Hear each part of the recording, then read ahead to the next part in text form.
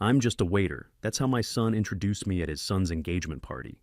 He raised his glass, smiled at the hundreds of guests, and added, "My father isn't here anymore." I stood less than 10 steps away from him, holding a tray of drinks silent in the very house I had once bought, until a man walked in, stopped abruptly in the hall, and stared at me. "Wait, are you the one?" The room fell silent, and at that very moment my son's face turned pale. "I truly appreciate your presence. Which part of the globe are you representing today? Let me know your location in the comments. Also, keep in mind that this story features fictional touches for educational impact. Any likeness to events or names is purely unintentional, but the insights I'm sharing are meant to be a powerful guide for you. Wednesday, May 12th, 2022, 3:17 p.m. I steered my battered 2009 Honda Civic into the circular driveway of what was once my home, a sprawling Hamptons estate with white columns and manicured lawns that stretched toward the Atlantic. The estate I bought back in 1985. The one I had signed over to my son Julian 2 years ago, when I naively believed that transferring ownership would lighten his financial burden and show my trust. Now, as I parked near the service entrance, the irony wasn't lost on me. I was about to walk into a party celebrating my grandson Marcus's engagement, not as the proud grandfather, but as the hired help. My phone buzzed. "Julian. Dad, you're late.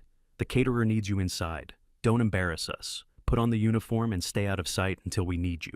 70 years old, a retired chief of neurosurgery at Memorial Hospital, holder of 8 patents in neurosurgical robotics, and my own son was ordering me to wear a server's uniform. I'd performed over 4,000 surgeries, trained half the neurosurgeons on the East Coast, and saved lives that other doctors had written off. None of that mattered here. In Julian's world, I was the burden, the outdated relic, the man who didn't fit the Vanderbilt family's polished image. I glanced at the back seat where a crisp white server's jacket and black bow tie sat folded beside a box of wine glasses. Julian had dropped them off last week with a curt note, "Wear this Saturday. Don't argue." I hadn't argued. I never did. Because despite everything, I love my son. I love my grandsons. And some foolish, stubborn part of me still believed that if I played along, if I showed up and helped Julian, might finally see me as more than a disappointment. At 3:32, I walked through the service entrance. The kitchen buzzed with controlled chaos. 3 chefs plating appetizers, 2 assistants arranging champagne flutes, and a young woman in a headset barking orders. She glanced at me, then at her clipboard. "You the extra server Julian said you'd be here. Change in the pantry. Party starts at 5. You're on wine duty. Poor smile, stay invisible." Stay invisible.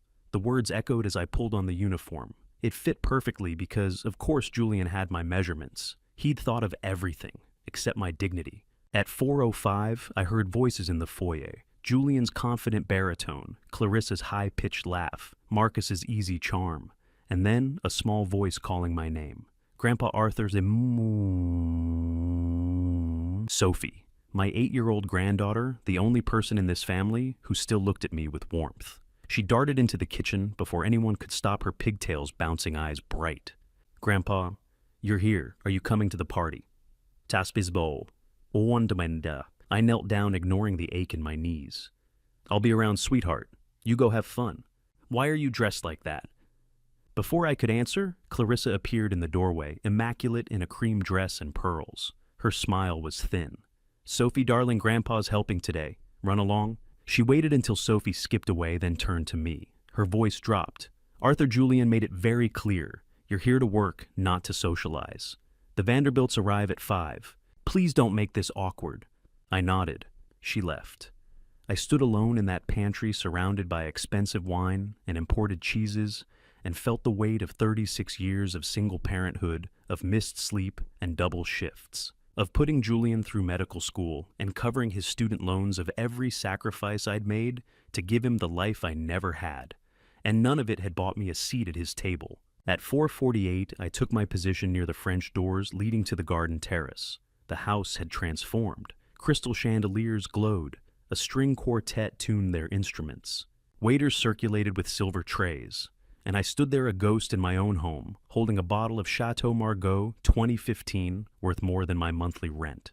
The first guests arrived promptly at 5. I poured. I smiled. I stayed invisible. I watched Julian greet the Vanderbilts, Richard Vanderbilt, silver-haired and commanding, and his wife Catherine, elegant and sharp-eyed. Their daughter Isabella stood beside them. Poised and beautiful, the perfect match for Marcus. Julian was in his element, charming and confident every inch the successful cosmetic surgeon. Clarissa glided through the crowd, in a designer gown I knew cost more than I earned in a month from my small consulting gigs. No one introduced me, no one acknowledged me. I was part of the furniture. At 5:34, as I refilled a guest's glass, I overheard a conversation near the terrace. Richard Vanderbilt's voice carried. "Julian, I must say this estate is magnificent. Your family has excellent taste." Julian smiled. "Thank you, sir. We've worked hard to maintain it. My estate, my 41 years of mortgage payments, my name on the original deed." But I said nothing. I moved through the crowd pouring wine, collecting empty glasses invisible. A woman in diamonds complimented the hors d'oeuvres without looking at me. A young man in a designer's suit handed me his empty plate without a word of thanks. And through it all, I watched my son laugh and network and build his image, while I served the people he wanted to impress. At 6:02, Marcus and Isabella took the small stage Julian had set up near the garden fountain. Marcus beamed. "Thank you all for coming. Isabella and I are thrilled to celebrate with you tonight." The crowd applauded. I stood in the shadows holding a tray of champagne flutes and wondered when exactly I had become so small in my son's eyes. The evening was just beginning, but somewhere deep inside a decision was forming. A line was being drawn. I didn't know it yet, but this night would change everything. By 5 o'clock I had become what Julian always wanted me to be: invisible. The atmosphere was straight from a high society gala, featuring elegant white canopies, glowing vintage bulbs, and the refined notes of a string quartet echoing near the fountain, and 150 guests in cocktail attire laughing over glasses of Veuve Clicquot. The Atlantic glittered gold in the late afternoon sun. Everything was perfect. Everything except the 70-year-old neurosurgeon carrying a tray of wine glasses through a crowd that looked straight through him. "Hey, Chardonnay." A man in a linen blazer snapped his fingers without making eye contact. I poured. He turned away mid-pour to resume his conversation. No thank you. No acknowledgement. I was a fixture, like the ice sculpture melting slowly near the bar. These hands had performed a 12-hour craniotomy on a Supreme Court justice in 2019. Now they poured wine for people who would forget this party by Monday. I moved through the crowd, catching fragments of conversation. Near the terrace, a woman in diamonds leaned toward Julian. "This estate is absolutely stunning. How long have you owned it?" Julian smiled, expansive and warm. "Family property. I've invested heavily in it over the years." A lie? I noted it the way a surgeon notes an irregular heartbeat. The estate was mine, bought in 1985, mortgage paid off in 2003, deeded to Julian in 2024 because I thought it would ease his financial stress. But, to hear him tell it, he'd built this empire himself. A woman near the fountain dropped her napkin. It landed at my feet. She didn't glance down.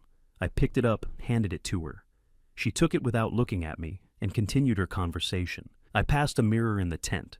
For a moment I didn't recognize the man staring back, an old man in a server's uniform, forgettable, erased. From an upstairs window, Sophie waved. I smiled. Julian saw, frowned, and pulled the curtain shut. By 6 o'clock, Julian was in full form. He stood near the garden steps surrounded by 3 business associates, gesturing with the confident energy of a man who had never doubted his own success. "My company, Sterling Medical Solutions, is pioneering robotic surgical technology," he said, voice rich with authority. "We're in final negotiations for several critical patents. Once secured, we'll revolutionize the field." I stopped a few feet away, refilling wine glasses at a nearby table, listening. One of the associates, a man in his 50s with silver cufflinks, nodded approvingly. "Impressive, Julian. A real self-made success. Your parents must be very proud." Julian's face flickered just for a second, a hesitation so brief most people would miss it. "My parents aren't with us anymore. I built this on my own. Not with us anymore. Not dead, not estranged. Just erased." I stood 12 feet away. He knew I could hear him. Clarissa swept in, resplendent in a cream silk gown. "Darling, the Vanderbilts just called. Isabella's arriving early. Her parents will be here at 7:30. Julian's smile tightened. "Early white geek." She said she wanted to observe before her parents arrived. "You know these CFO types." Clarissa's tone was light, but her eyes were sharp. Julian exhaled. "Make sure everything is perfect. This deal is everything. This deal is everything. Not this celebration. Not Marcus's engagement. The deal. I refilled a woman's glass. She didn't notice. Across the terrace, Julian continued his performance. The technology we're developing will reduce surgical recovery time by 40%. We're talking about a paradigm shift. Another associate raised his glass. To paradigm shifts. They toasted. I moved on. A man near the bar mentioned Sterling Medical Solutions, in passing something about patent filings. Julian's head snapped around. He laughed loud and jovial, and steered the conversation toward the Hamptons real estate market. Smooth, practiced, deflecting. I made another mental note. At 6:45, a Blacktown car pulled into the circular drive. Isabella Vanderbilt stepped out, tall, elegant, mid-30s, dressed in a tailored navy suit that said CFO louder than any business card. She surveyed the estate with the clinical precision of someone who assessed risk for a living. Julian practically sprinted to greet her, his enthusiasm a shade too bright. Isabella, wonderful that you could come early. I like to get a feel for people in their environment. She said, her tone pleasant but measured. You understand. I was nearby, preparing a wine station. She glanced at me, not recognition, just cataloging. An old server, part of the backdrop. Julian gestured toward the terrace. This is the main patio, ocean view. We host quarterly events here. Beautiful property, Isabella said. Yours? Yes, well, family estate. I've managed it directly. Technically not a lie, but not the truth either. My name was still on the deed. I'd never transferred full ownership, just given Julian power of attorney over the property. Isabella's gaze swept the grounds. And your family? Will I meet them tonight? Julian hesitated. My wife Clarissa you've met, and my daughter Sophie is upstairs. Your parents? They're not present. My father is traveling. I stood 15 feet away, pouring Pinot Grigio. I heard every word. Isabella's eyes flicked toward me, the old man in the server's uniform, then back to Julian. Traveling, I see. Well, my father always appreciates medical professionals. He's quite curious about the field.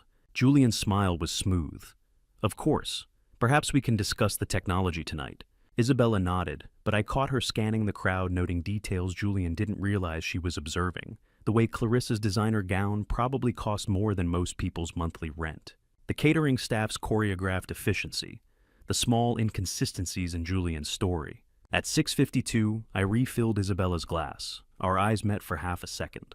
Thank you, she said, the only person all evening who had acknowledged my existence. I nodded and moved on. I didn't know then that she'd heard my name before, or that in 90 minutes she would be the one to connect the dots and unravel my son's carefully constructed lies. At 7:32, Maximilian Vanderbilt stepped out of his limousine. I know the exact time because I'd checked my watch, wondering how much longer I needed to stay. 60 seconds later, my son's world began to collapse. The sun was setting over the Atlantic, painting the sky in shades of amber and rose. The party had hit its stride, guests laughing over champagne. The string quartet playing something elegant and forgettable, Edison bulbs glowing against the coming dusk. I was restocking the wine station near the entrance tent, trying to remain unnoticed, when the black limousine pulled into the circular drive. I recognized Maximilian Vanderbilt immediately. 3 years ago, his father had been my patient. Emergency aneurysm surgery, touch and go. 12 hours in the OR, every other surgeon at Memorial saying it was impossible, too risky. The patient too frail. I'd done it anyway, because that's what you do. When someone's life is on the line, you don't calculate odds, you calculate options. My hands tightened on the wine bottle. Should I leave, slip away through the service entrance? But I didn't move. Julian sprinted forward, arms wide, smile bright.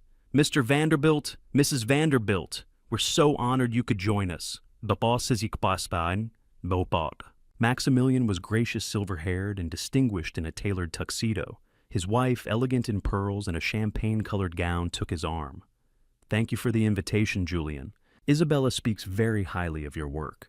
But Maximilian's eyes were already scanning the crowd, searching for something, someone, the host, the man of the house. His gaze stopped on me. 15 feet away, in a server's uniform, holding a bottle of wine. He froze mid-stride. Maximilian stared. I watched the thoughts turning over in his mind, recognition struggling against context, memory colliding with reality. He started walking toward me. Julian tried to intercept. Mr. Vanderbilt, can I offer you a drink first? The bar is just over. Maximilian walked past him, eyes locked on me. I set down the wine bottle, straightened my spine. Something shifted inside me, muscle memory from 40 years of commanding operating rooms. My shoulders squared, my chin lifted. Maximilian stopped 3 feet away, studying my face. "Dr. Sterling, Arthur Sterling." My voice came out steady. "Hello, Maximilian." I saw his eyes travel down to the uniform, the bow tie, the name tag that read staff. What are you doing here?" Behind him, Julian had gone pale. "I'm helping my son prepare for his party." Maximilian's confusion deepened. "Helping you dress like Julian Sterling is your son?" "Yes." Maximilian turned to Julian.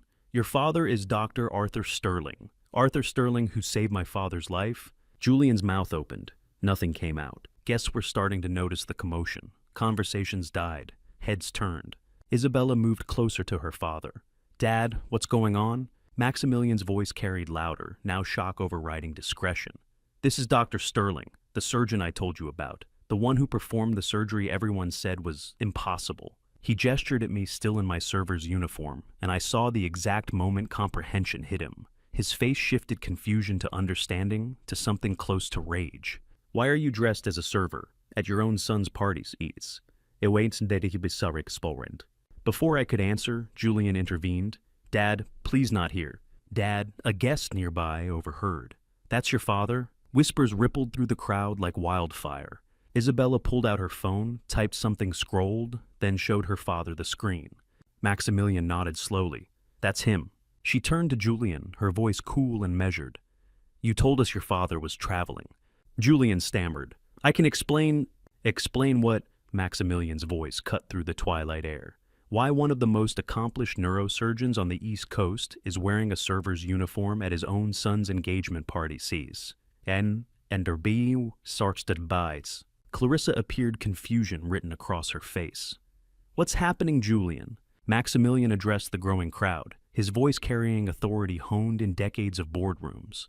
"This man saved my father's life 3 years ago. A 12-hour surgery. Every other surgeon said it was impossible, too dangerous. My father would die on the table." He looked at me, and I saw something like reverence in his eyes. "Dr. Sterling didn't just save him, he gave us 3 more years with him. 3 years we never thought we'd have." The crowd was silent now, 150 people watching this unfold. Maximilian turned back to Julian, and the reverence vanished, replaced by cold contempt. "He's a pioneer in robotic surgery. He's trained half the neurosurgeons in this region. And you..." He looked Julian up and down. "You made him dress like hired help." The silence was suffocating. I could hear the waves crashing on the shore, the breeze rustling the tent canvas, the sudden absence of the string quartet, who had stopped playing mid-phrase. I spoke quietly, but clearly. "I'm his father. He asked me to help prepare for the party. I thought he wanted me here." The admission hung in the air, naked and raw. Clarissa's voice was barely a whisper. "Your father? This is your father?" Julian tried again. "I can explain," but I saw it on his face. Not guilt, not remorse, panic. The panic of a dealmaker watching a contract fall apart. Maximilian's jaw tightened.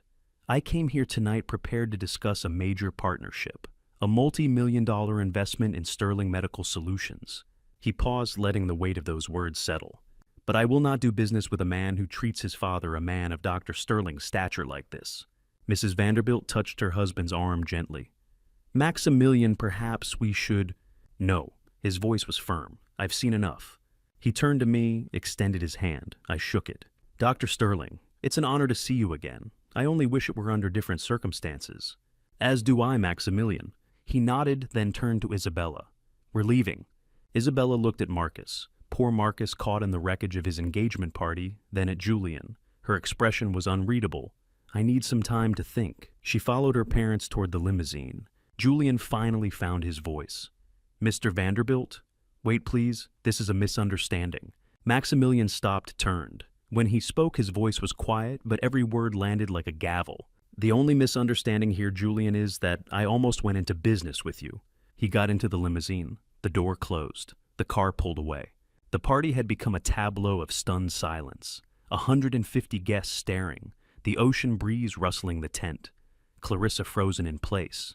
Marcus looking lost. And Julian standing in the middle of it all, watching his deal, his future disappear down the driveway. He turned to me. For just a moment, just a flicker, I saw something that might have been shame. But then his jaw set, his eyes hardened, and I realized he wasn't ashamed of hurting me. He was ashamed of being caught. And that's when I understood we'd crossed a line we could never come back from. The silence lasted about 15 seconds. Then someone pulled out a phone. Robert, a real estate attorney, and he was about to expose Julian's first concrete lie on the spot. Julian, earlier you said this was your property. Robert's tone was casual, genuinely curious, rather than confrontational. He was the kind of lawyer who fact-checked reflexively, the way some people check the weather. Julian's response came fast defensive. Family estate, yes. I'm a real estate attorney. Force of habit, I always check property records. Let me just... Robert tapped his screen, the blue glow illuminating his face in the gathering dusk. Around us, guests who had started to drift toward the exits stopped, sensing fresh drama. Julian tried to intercept. That's really not necessary. Public records, Robert said mildly. Takes 2 seconds. Property at 47 Ocean Drive, Southampton? He paused. His eyebrows rose. Huh. Owner of record Arthur James Sterling. Purchased July 1995. He turned his phone toward nearby guests. They craned to look. I watched the information spread through the crowd, like ripples in waterheads tilting toward other heads. Whispers starting. Phones coming out. Clarissa's voice cut through the murmur. What? No, that's wrong. Julian, tell them. I spoke for the first time since my identity had been exposed, my voice quiet, but carrying in the stillness. The house is in my name. It always has been. Clarissa spun toward Julian, and I saw the exact moment comprehension began to crack through her carefully maintained composure. You told me you bought this house before we met. Julian's hands came up placating, desperate. I managed it, I renovated it, I invested. I interrupted gently. With money I gave you, Julian. The words landed like stones in still water. Around us I could feel the shift in the crowd from shocked spectators to something harder, colder. Judgment. Clarissa pulled Julian aside, but not far enough. We all heard. Her voice was rising, control slipping. We don't own this house. Julian kept his voice low, trying to contain the damage. It's complicated. Dad transferred control to me. Control isn't ownership. I've been telling people this is our estate. She turned to the remaining guests, humiliation flooding her face. I apologize. I've been misinformed. She turned back to Julian, and her voice climbed another notch. What else don't we own? Clarissa, please not here. But she was already pulling out her phone fingers, flying across the screen. Texting someone. Her lawyer, her sister. I couldn't tell, but I recognized the body language of a woman, realizing she'd been living in a fiction. Near the bar, a guest whispered just loud enough for me to catch it. Imagine living in your father's house and treating him like the help. Another voice, equally low but sharp with contempt. And lying about it. That's the part I can't understand. Isabella approached me quietly, her earlier professional reserve replaced by something genuine embarrassment, maybe, or concern. Dr. Sterling, I'm so sorry. If we'd known, you couldn't have known, I said. My son has become very good at creating illusions. Maximilian joined us, his expression grave. Arthur, I need to be frank. This changes our business discussion significantly. I nodded. I understand. Julian overheard panic flashing across his face. No, wait. This is just a misunderstanding about property titles. Maximilian's voice was quiet but final. This isn't a misunderstanding. This is deception, about something fundamental. He didn't say the rest, but I heard it anyway. If you'll lie about this, what else are you lying about? It was the question every businessman learned to ask. The question that killed deals before they started. Guests were leaving now, offering those small, polite excuses people use when they want to escape awkwardness. Early meeting tomorrow. Feeling a bit tired. No one wanted to stay for whatever came next, but some did stay, the ones who valued drama over discretion, who would dine out on this story for months. Movement caught my eye. Sophie appeared on the upstairs balcony, her small face visible through the railings. She was crying. She'd seen everything. At 8 years old, she'd watched her grandfather humiliated, watched her father's lies exposed, watched her family unravel in real time. I waved to her, tried to smile. She waved back, small hand moving slowly. Clarissa saw her, went pale, and rushed toward the house. Someone needs to get her away from the window. Julian stood alone in the middle of the lawn, his party, his guests, his lies. Everything collapsing in real time. He looked at me. I looked back. For a moment, just a breath, I thought he might apologize, might explain, might show something human. Instead, "This is your fault. You should have stayed in the background like I asked." The words hung in the air between us. I felt something shift inside me, surprise, giving way to a strange, cold clarity. "My fault. You should have let me handle this. But you had to talk to them. Had to make it about you." His voice was rising now, anger overriding self-preservation. Around us, the remaining guests had gone silent, listening. I realized with a kind of detached fascination that he actually believed this, that I had sabotaged him. Not that he'd sabotaged himself by building a life on lies, but that I, by simply existing, by being recognized, had destroyed him.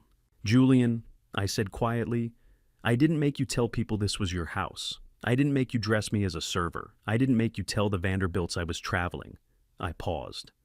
"I didn't make you ashamed of me. I'm not—" He stopped. Even he couldn't finish that sentence. Robert was still standing nearby, phone in hand, and I saw him tap his screen again. Curiosity, maybe, or professional thoroughness. Whatever he was looking up, his expression shifted surprise. Then something that looked like concern. He glanced at me, then at Julian, but said nothing. Whatever he'd found, he was keeping it to himself. For now. Julian turned and walked toward the house, shoulders rigid with anger. Clarissa intercepted him at the door.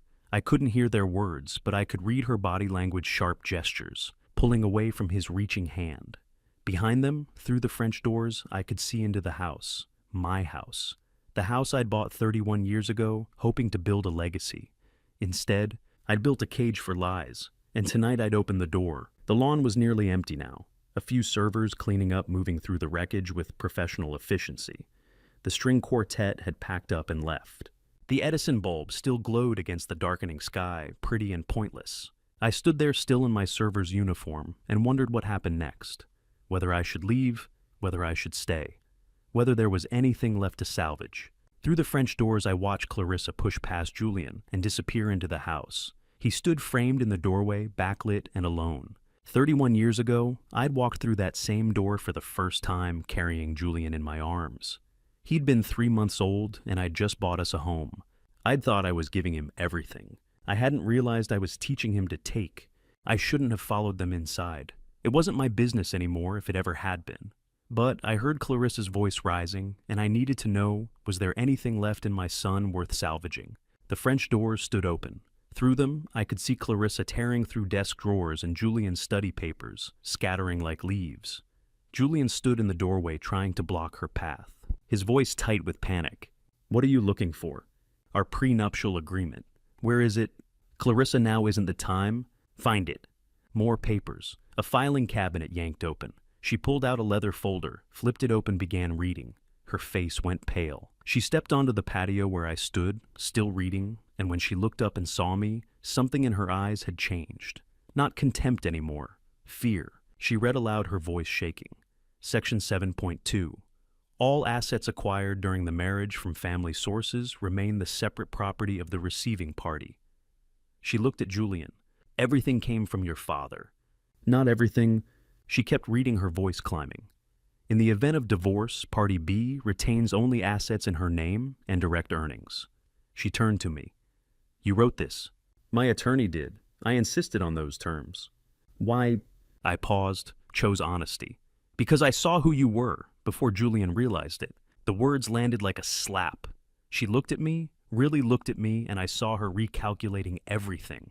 Not just her marriage, her entire life. Robert was still there, standing near the patio entrance, and I realized he'd followed us in out of professional curiosity, or perhaps just human fascination with disaster. He spoke carefully. "Julian, didn't you start your company with family investment capital?" "C'est core." Julian's response was automatic defensive. "That's private business. I decided enough secrets. $2 million. I gave him the seed capital in 2015. Maximilian was still on the patio, hadn't left yet, and his head turned sharply at that. Gave or loaned, silent investment with conditions. My attorney structured it as a loan recallable under certain circumstances. I pulled out my phone, found the document, showed it to Maximilian. He read it, eyebrows rising. if the borrower damages the relationship with the lender severely, you can recall the entire investment with 30 days' notice. Yes. Julian's voice cracked. Dad, you wouldn't... Are you sure after tonight? Clarissa was laughing now, a sound with no humor in it, brittle and strange. So, the company isn't even yours. It's my company, I build it, I run it. With Dad's money, I said quietly. Dad's initial capital, which your entire operation is mortgaged against. Clarissa turned to Julian, her voice deadly calm now. What happens if your father recalls the loan? Silence. Robert, ever the helpful attorney, filled it. If it's structured the way I suspect, the company would have 30 days to repay or face liquidation. Clarissa's eyes never left Julian. How much do we have in savings? Julian wouldn't look at her. Julian, how much? About 40,000. And the loan is 2 million. He nodded. Clarissa removed her wedding ring, set it on the patio table with a small, definitive clink that seemed to echo in the silence. I'm calling my attorney, tonight. Julian grabbed her arm. Clarissa, please, we can work this out. She yanked free and I saw real fury in her face now cutting through the fear. Don't touch me. She turned to me and her voice was cold, controlled. Did you plan this? Set him up to fail? No, I hoped he'd succeed, but I protected my assets in case he didn't. You knew he'd fail. I knew his character. Business results were his to determine. Julian exploded. My character! You never trusted me. I looked him straight in the eye. I trusted you for 42 years. You're the one who stopped trusting me. The words hung in the air between us, and for a moment I thought I saw something crack in his face. Some recognition, some understanding. But it passed too quickly, replaced by anger, by the desperate need to make this someone else's fault. Clarissa's voice cut through. What else the car you drive, whose name is on the registration? Julian said nothing. The boat you sold last year, did we actually own it? It was Dad's. He let me borrow it. Everything.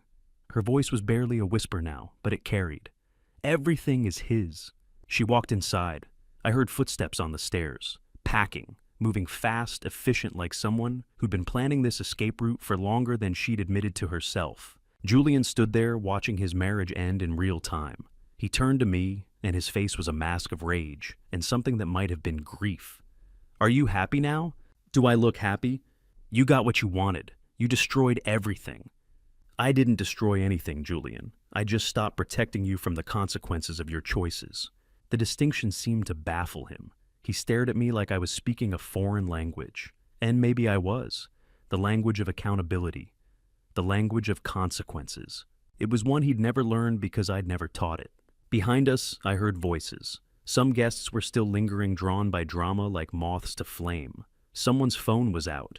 Recording, probably. Julian's humiliation was being documented in real time for social media, and I felt nothing. No satisfaction, no sadness. Just a strange, hollow peace. Julian moved to the edge of the patio, gripped the railing with both hands. His knuckles went white. What do you want from me? I wanted you to see me, to acknowledge me, to treat me like I mattered. I paused. But not like this. Never like this. And then what am I supposed to do now? I don't know, Julian. That's for you to figure out. He looked at me, and for just a second, I saw the little boy I'd raised alone, the 3-month-old I'd carried through that front door 31 years ago, the toddler who'd reached for me when he fell, the teenager who'd asked for my advice. But that boy was gone or buried so deep under layers of ego and desperation that I couldn't reach him anymore. Upstairs, I heard a door slam, Clarissa's voice talking on her phone. The word attorney carried down the stairs. Julian's shoulders sagged. He looked smaller, suddenly deflated. You're really going to take it all, aren't you? I haven't decided. But you could. Yes. He nodded slowly, processing that. Then he straightened, and when he looked at me again, his eyes were hard. Get out of my house. It's my house, Julian. That's the whole problem. I turned and walked toward the French doors. Behind me, I heard him say something else, something about lawyers, about fighting this. But I kept walking, out onto the patio, past the remaining guests, who parted like water. Across the lawn, where the party had been, now littered with abandoned champagne glasses and crushed napkins. At the edge of the property, I looked back. Julian stood framed in the doorway, backlit and alone, gripping the railing like it was the only solid thing left in his world. And maybe it was. I felt like a surgeon who'd done everything possible, and now could only wait to see if the patient would survive. I was halfway across the lawn when Maximilian cleared his throat. I think there's something else people should know about what Dr. Sterling did for Julian 15 years ago. I stopped, turned. About 40 guests remained, now the ones too invested in the drama to leave, or perhaps too decent to abandon me in the wreckage of my son's making. They formed a loose semicircle on the patio, backlit by the house lights, and I felt like I was standing in an impromptu courtroom. Maximilian addressed the remaining crowd, his voice carrying that boardroom authority he'd probably honed over decades. 3 years ago, Dr. Sterling saved my father's life. But that wasn't his first miracle. He turned to Isabella. Show them. Isabella was already scrolling on her tablet, and I realized she'd been researching while the rest of us were focused on the financial revelations. She found what she was looking for and held it up to her father. He nodded. There's an article from 2008, Memorial Hospital. Isabella's voice was clear, professional, the voice of someone used to presenting evidence. She read the headline, Surgeon Saves Son's Life in Emergency Operation. Oh, she paused. Everyone looked at Julian. Dr. Arthur Sterling performed emergency brain surgery on his son, Julian, age 27, following a severe car accident. The surgery lasted 18 hours. Isabella's eyes flicked to Julian, then back to the screen. And was deemed nearly impossible by other surgeons. Dr. Sterling, working without sleep, successfully repaired multiple skull fractures and stopped critical brain hemorrhaging. A guest near me gasped. You saved his life, his actual life. I nodded. Yes. Julian's voice was tight, strangled. That was 15 years ago. It's not relevant. Maximilian cut him off. Not relevant? Your father performed an 18-hour surgery, saved your life, and you repay him by treating him like the help. The question hung in the air, unanswerable, damning. I spoke quietly. Julian, show them. No. Show them the scar. Dad, don't... Take off the hairpiece. There was a long pause. Julian wore an expensive toupee. Everyone knew it. No one mentioned it. It was one of those polite fictions we all maintained. But tonight we were done with fictions. He removed it slowly like shedding armor. The scar became visible across his scalp, partially obscured by the hair he still had. A precise line. The precision of surgery. My work. Gasps from the guests who hadn't known. I stepped closer. That's Dad's work. July 23rd, 2008. You were drunk, self-inflicted accident, hit a telephone pole. Julian flinched. Your skull was fractured in 3 places. Brain hemorrhage. 3 other surgeons said you'd die on the table. I said I could save you. I remembered his hand in mine when he woke up. He'd been drugged, barely conscious, his eyes struggling to focus. He'd whispered, "Thank you, Dad." Just those 3 words, slurred and soft. But I'd heard them. I'd thought they meant he understood, that he'd remember, that we'd be closer after I'd literally held his brain in my hands and put it back together. I'd thought saving his life would bridge whatever distance had grown between us. You woke up 3 days later. I continued, my voice steady. Said thank you exactly once, then Clarissa came to visit. I looked at Clarissa, who had appeared at the French doors. Sophie presumably settled upstairs. You told him that doctors save people because it's their job. Told him not to be sentimental. Clarissa went pale. I don't remember saying... I was there, standing in the doorway. You didn't see me. The memory was vivid even now, 15 years later. Standing in the hospital room doorway holding coffee I'd gone to fetch. Watching Clarissa lean over Julian's bed with that expression of mild disapproval she'd perfected. Hearing her say those words with such casual certainty. As if gratitude toward a parent who just saved your life was somehow unseemly. And watching Julian, still weak, still vulnerable, absorb that lesson, like gospel. Julian listened to you, I said to Clarissa. And he never thanked me again. Not once in 15 years. A small voice cut through the tension. Daddy, is that true? Everyone looked up. Sophie stood at the upstairs window, her 8-year-old face pressed against the glass, and I could see tears streaming down her cheeks even from this distance. Julian's voice cracked. Sophie, go to bed! Dad said Grandpa was embarrassing. Sophie called down, her voice carrying in the evening air. But he's a hero. It's complicated. You lied. Sophie was crying harder now, her small hand slapping the window. You said Grandpa was traveling, but he's here, in a uniform, like a servant. Clarissa rushed back inside, presumably to get Sophie away from the window, but the damage was done. A guest near me spoke, his voice thick with disgust. Your daughter doesn't even know her grandfather exists. Julian tried to recover. We're not close. She's met him before. Twice, I interrupted. She's met me twice, both times by accident. You never invited me. Another guest, a woman in pearls who'd been silent until now, spoke up. He saved your life, and you don't let him see his granddaughter. Julian's face was flushed now, a mix of anger and humiliation. You people don't understand our history. Then explain it.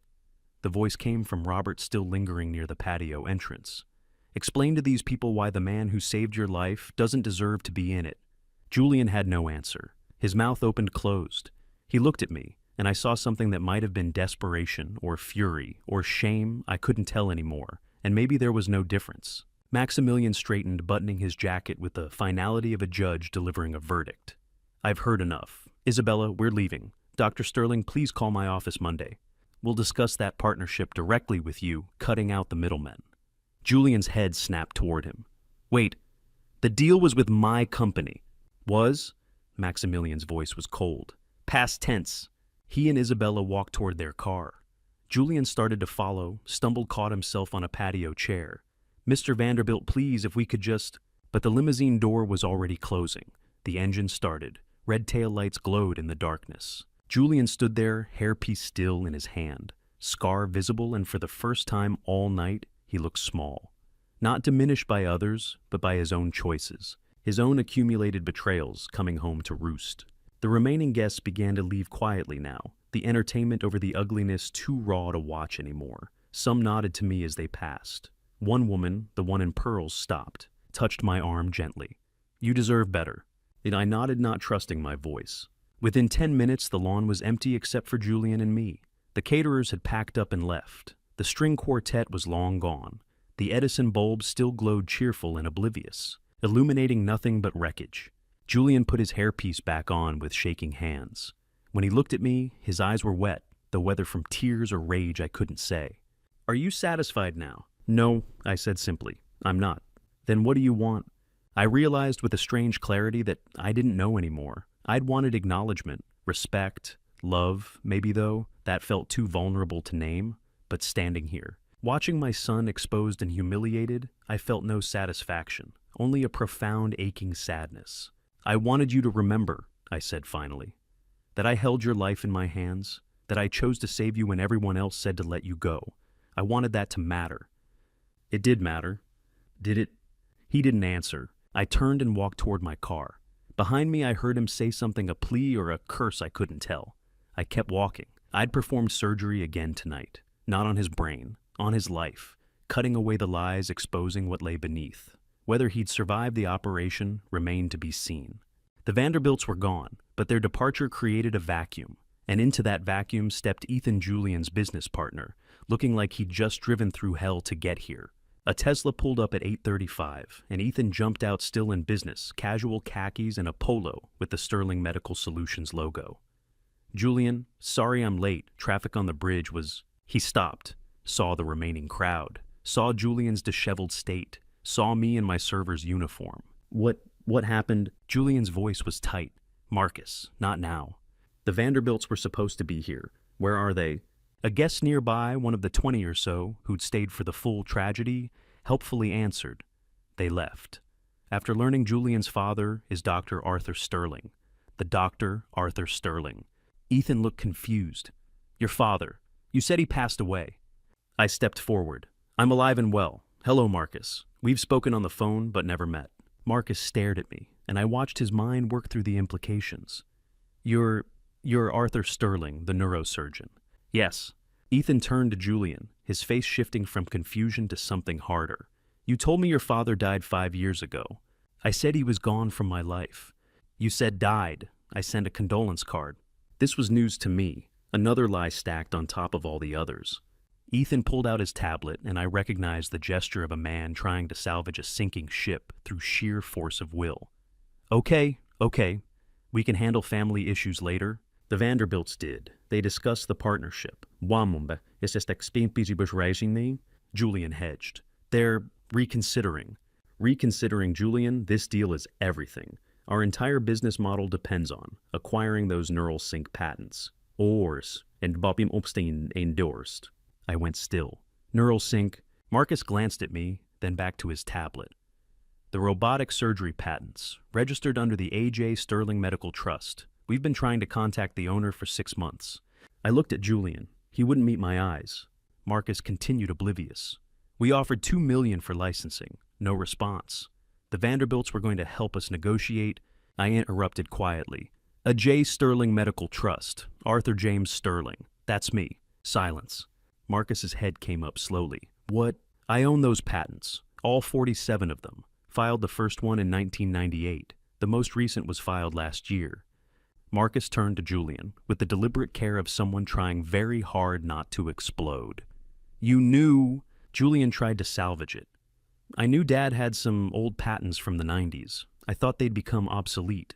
Obsolete, Marcus's voice cracked. Our attorneys told us those patents are foundational. Every robotic surgery system in development touches them. I explained partly because Marcus deserved the truth, and partly because I wanted Julian to understand what he'd built his empire on.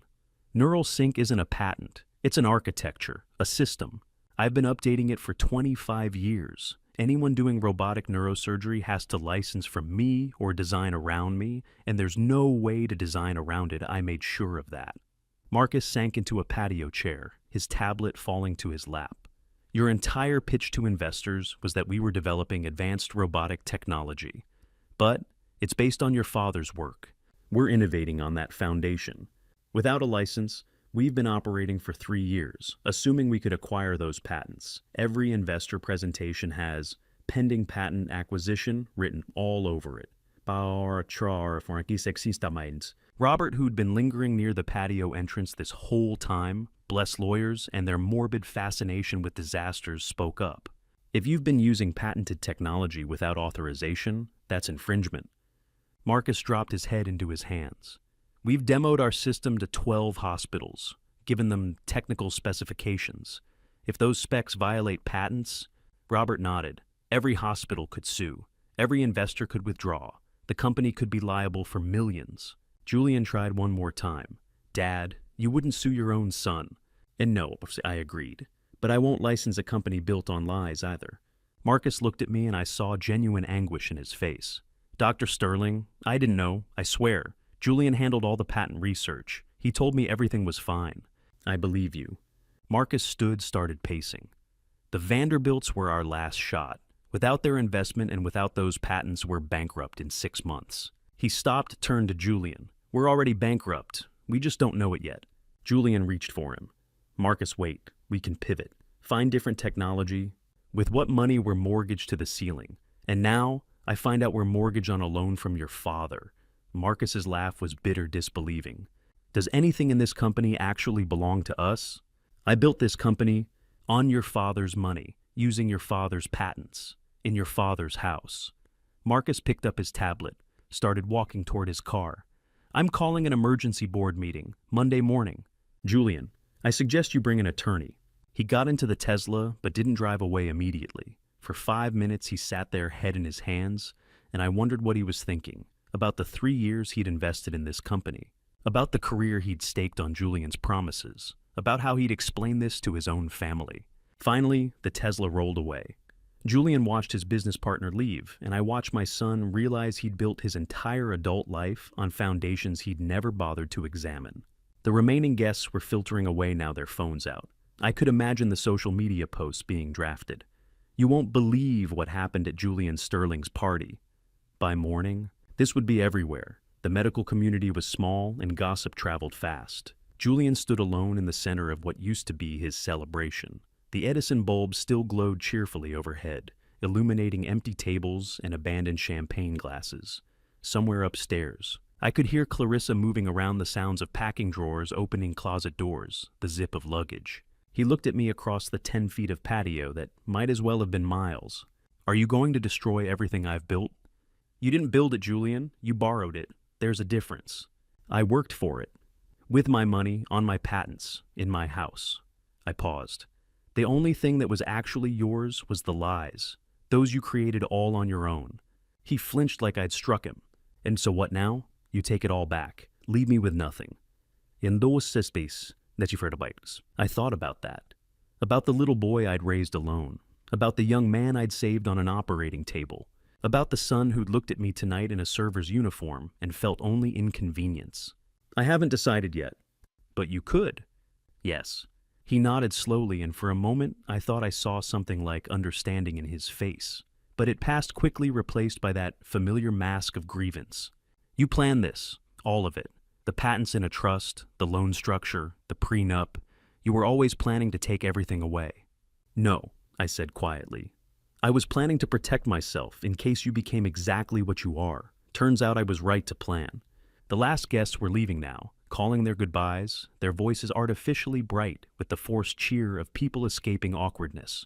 One couple paused by me. Dr. Sterling, if you need anything. Thank you.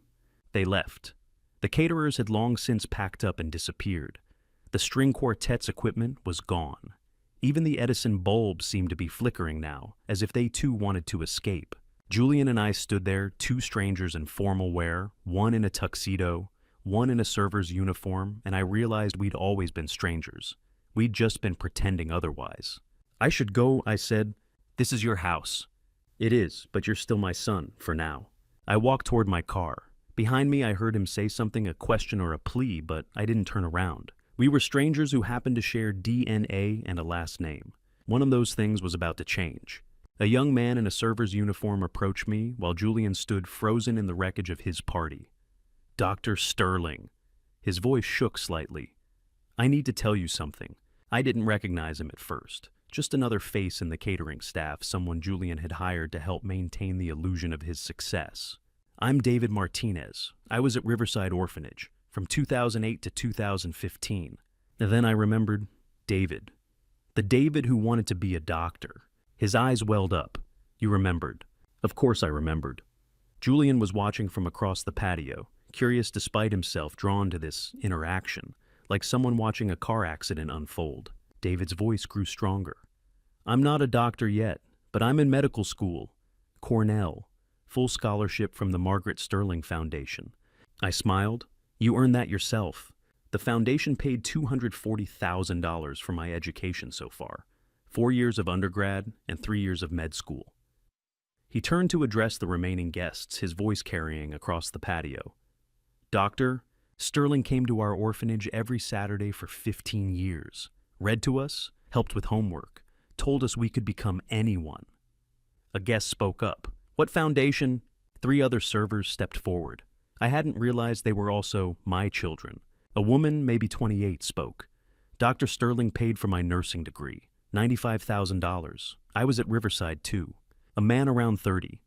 My sister needed heart surgery when I was 17. We had no insurance, no family. Dr. Sterling paid $180,000, saved her life. Another woman, 26. He donated $2 million for Riverside's new building in 2019. Anonymous donation. But we found out. Julian's voice cracked. What are you people talking about? What foundation? A guest pulled up something on their phone. Margaret Sterling Foundation for Orphans. They showed the screen around. I saw my photo on the board of directors page. The guest continued reading. Established 2005. Current endowment, $52 million. Julian's face went white. 52 million. I nodded. Margaret wanted to help children who had no one. After she died, I put everything into it. Everything you told me you couldn't afford to retire, that you lived on a tight budget. I never said I couldn't afford to retire. I said I lived simply. There's a difference. You had millions while you struggled, I interrupted. You live in a $4 million house. You drive a $90,000 car. You're not struggling. You're just greedy. David spoke up. Dr. Sterling donates 80% of his income to the foundation, has done for 20 years. Julian turned on me, his voice rising. Dad, you could have helped me, given me some of that money. Before I could respond, David stepped between us, his voice sharp with indignation. Helped you?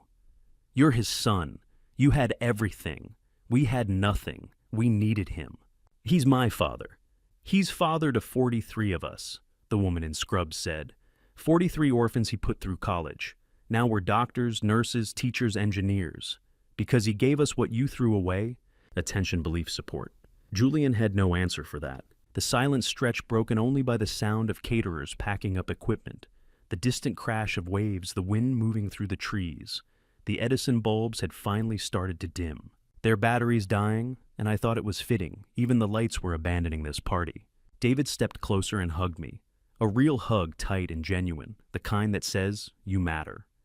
"Thank you for everything. I wouldn't be here without you." I hugged him back, this young man, who was essentially a stranger, and felt Julian's stare burning into us. "I'm proud of you," I told David. When was the last time I'd said those words to Julian? When was the last time Julian had wanted to hear them? David stepped back, wiping his eyes. "Your son doesn't know how lucky he is. He did once. Past tense, I suppose." The 4 former orphans left together, waving goodbye, and I watched them go. My success is my legacy, walking away from Julian's failure. A guest said softly, "That's beautiful, what you've done." I shook my head. That's what Margaret wanted. Julian approached, and his voice broke on every word. "You were never there for me, always at the hospital, always with patients, with strangers' kids instead of your own." I turned to face him, and maybe it was exhaustion, or maybe it was clarity, but I finally said what needed saying.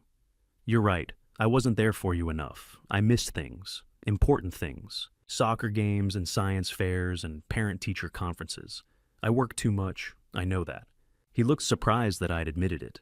"But you know what I never did? I never stopped loving you. I never hid you. I never pretended you didn't exist. I never made you wear a servant's uniform at your own son's party."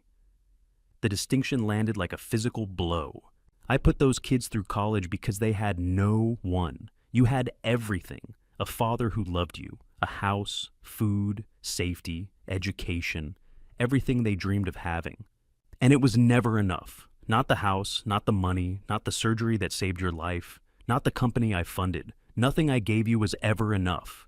Julian's voice was desperate now. "Because you never..." Enough. I was tired, bone deep tired. "I'm done explaining myself to you. I'm done hoping you'll understand." I gestured toward where the 4 former orphans had stood. Those kids treasure what they received. They built lives. They give back. They remember. I looked at Julian. "You resent what you have. You built nothing that was truly yours, and you remember only grievances. That's the difference between gratitude and entitlement." Julian opened his mouth, then closed it, then opened it again. No words came out. What could he say? That he deserved more than orphans, that I should have hoarded money instead of helping children, that his resentment was more valid than their gratitude. Any argument he might have made died on his lips. The last few guests were leaving now, offering me quiet words as they passed. "Take care of yourself, Dr. Sterling. You're a good man. That foundation is remarkable." To Julian they said nothing. We stood there in the ruins of his party, champagne glasses scattered across tables, wilted flowers, the catering setup half disassembled. His celebration had become a wake for the relationship we'd never quite had. "I should go," I said finally. "To what?" "Your tiny apartment. Your simple life." His voice dripped with something that might have been contempt or might have been envy. "While $52 million sits in a foundation, yes, because that money isn't mine. It's Margaret's legacy. It's those kids' futures. It was never about me, and it was never about you." I walked toward my car, the old Honda that Julian had always been embarrassed by, that I'd kept running for 15 years because it worked and I didn't need anything flashy. Behind me, Julian stood alone under the dying Edison bulbs, and I saw something on his face I'd never seen before, the realization that maybe he was the villain in this story, not me. As the orphan's car disappeared down the driveway, I heard heels clicking on stone. Isabella Vanderbilt had come back, without her parents, and she looked angry. She walked straight to me across the patio, past the abandoned champagne glasses and wilted centerpieces. Her expression set with the kind of determination I'd seen on surgeons about to deliver bad news. "Dr. Sterling, I need to talk to you, privately." "I think privacy died about 2 hours ago," I said. "Speak freely." She glanced at the remaining guests, maybe 15 people now, the truly dedicated drama observers. "All right, I need to be transparent." She took a breath. "I suspected something was wrong before tonight." Julian appeared in the doorway listening. Isabella saw him, but didn't care. "This world is small, Julian. People talk." She turned back to me. I'd heard whispers. "Julian Sterling's father is some famous doctor he never mentions. Wonder why he never brings his father around." I nodded. "So you came to find answers." "I came hoping I was wrong, that maybe you'd be here honored, celebrated. She looked at Julian. When you said your father was traveling, Julian, I knew something was off. Julian's voice was defensive. You set me up. This whole night was a trap. No, I didn't know you'd dress him like staff. That was your choice. I was genuinely shocked by that. Isabella pulled out her phone, and I saw she'd come prepared. Dr. Sterling, there's something else you should know. She showed me a screenshot. Social media post from last year, photo of Julian and Clarissa at some gala. The caption, Julian Sterling says his parents passed away years ago. A true self-made success story. My chest tightened. Passed away, not estranged. Dead. Another screenshot. Julian at a business conference being interviewed. The quote read, I built this company from nothing with no family support. My parents are deceased. Deceased. He'd told people I was dead. I looked at Julian. He wouldn't meet my eyes. Julian. My voice sounded strange to my own ears. Dad, I didn't mean... You told people I was dead. I said you weren't with us anymore. People assumed Sauds. Isabella interrupted. No, right here. She showed another screenshot. A direct quote, both parents deceased. Father died in 2018. 5 years ago. When I was very much alive. When I'd called to wish him happy birthday and he hadn't answered. Why, I asked. Julian's voice rose, desperate. Because it was easier than explaining why we don't talk. Easier than having people ask questions. So you killed me off, verbally, socially, just to erase me. The sound of wheels on stone made us all turn. Clarissa appeared with 2 rolling suitcases. I called an Uber. I'm going to my sister's. She looked at Isabella. Did you know about all of this? Isabella shook her head. I suspected something was off. Not this. Clarissa turned to Julian, and her voice was thick with anger, and something that might have been grief. I Googled Dr. Arthur Sterling, New York, so many times over the years. You know what I found? Hundreds of results, but you told me he practiced in Florida. Then you said Oregon. I searched the wrong states, because you lied about where he lived. She looked at me, and I saw real pain in her face. You showed me an obituary of a different Arthur Sterling and said, this is my dad. I hadn't known this. The depth of the deception kept unfolding layer after layer, like peeling back infected tissue during surgery, to find the damage went deeper than anyone thought. I would have loved to have a father-in-law, Clarissa said, her voice breaking. My father abandoned me when I was 12. I grew up wondering what it would be like to have a dad who stayed. She looked at Julian with something close to hatred. And you hid yours. A good man. A hero. Someone who would have welcomed me. She turned to me. I'm sorry. I should have tried harder to verify, but I trusted him. He's very good at lying, I said quietly. An Uber pulled up at the end of the driveway. Clarissa started walking toward it, pulling her suitcases behind her. Julian moved to stop her. Clarissa, please. She held up one hand without turning around. My lawyer will contact you Monday. Don't come to my sister's. Don't call me. We're done. The car door closed. The Uber drove away. The last guests were slipping away during this exchange, embarrassed or uncomfortable, or simply done with the spectacle. Now, it was just me, Julian, Isabella, and Robert. Isabella spoke quietly. Dr. Sterling, I serve on the board of the Margaret Sterling Foundation. Did you know that? I nodded. I recognized your name when you introduced yourself. I should have connected the dots sooner. I should have protected you from this. You did protect me by telling the truth. Julian's voice cracked. Everyone's acting like I'm some kind of monster. Robert, who had been silent through most of this, finally spoke. You told people your father was dead. While he was alive? While he was donating millions to help children? What do you call that? Julian had no answer. Isabella and Robert walked toward the driveway together, talking quietly about the foundation's work, about my career. About everything except the man standing 15 feet away who happened to be my son. Their voices faded into the night, and then it was just Julian and me, alone together for the first time all evening. The patio was destroyed, tables askew, chairs, overturned champagne glasses scattered like fallen soldiers. The Edison bulbs had finally died completely, leaving only the house light spilling through the French doors. The ocean was loud tonight, waves crashing with more force than usual. Or maybe I was just noticing them now, in the absence of music and conversation. Julian stood in the center of the wreckage he'd created, still in his expensive tuxedo, his toupee slightly askew from running his hands through it. He looked small somehow, despite being taller than me, diminished. I didn't know what else to do, he said finally. You could have told the truth. The truth was humiliating. And this isn't... He flinched. I walked to the edge of the patio, looked out at the dark ocean. When your mother died, you were 3 months old. I held you at her funeral. You cried through the whole service. Julian said nothing. I used to wonder what she'd think of you, of the man you became. Tonight I'm glad she's not here to see this. Dad, I'm not done. My voice was calm, surgical.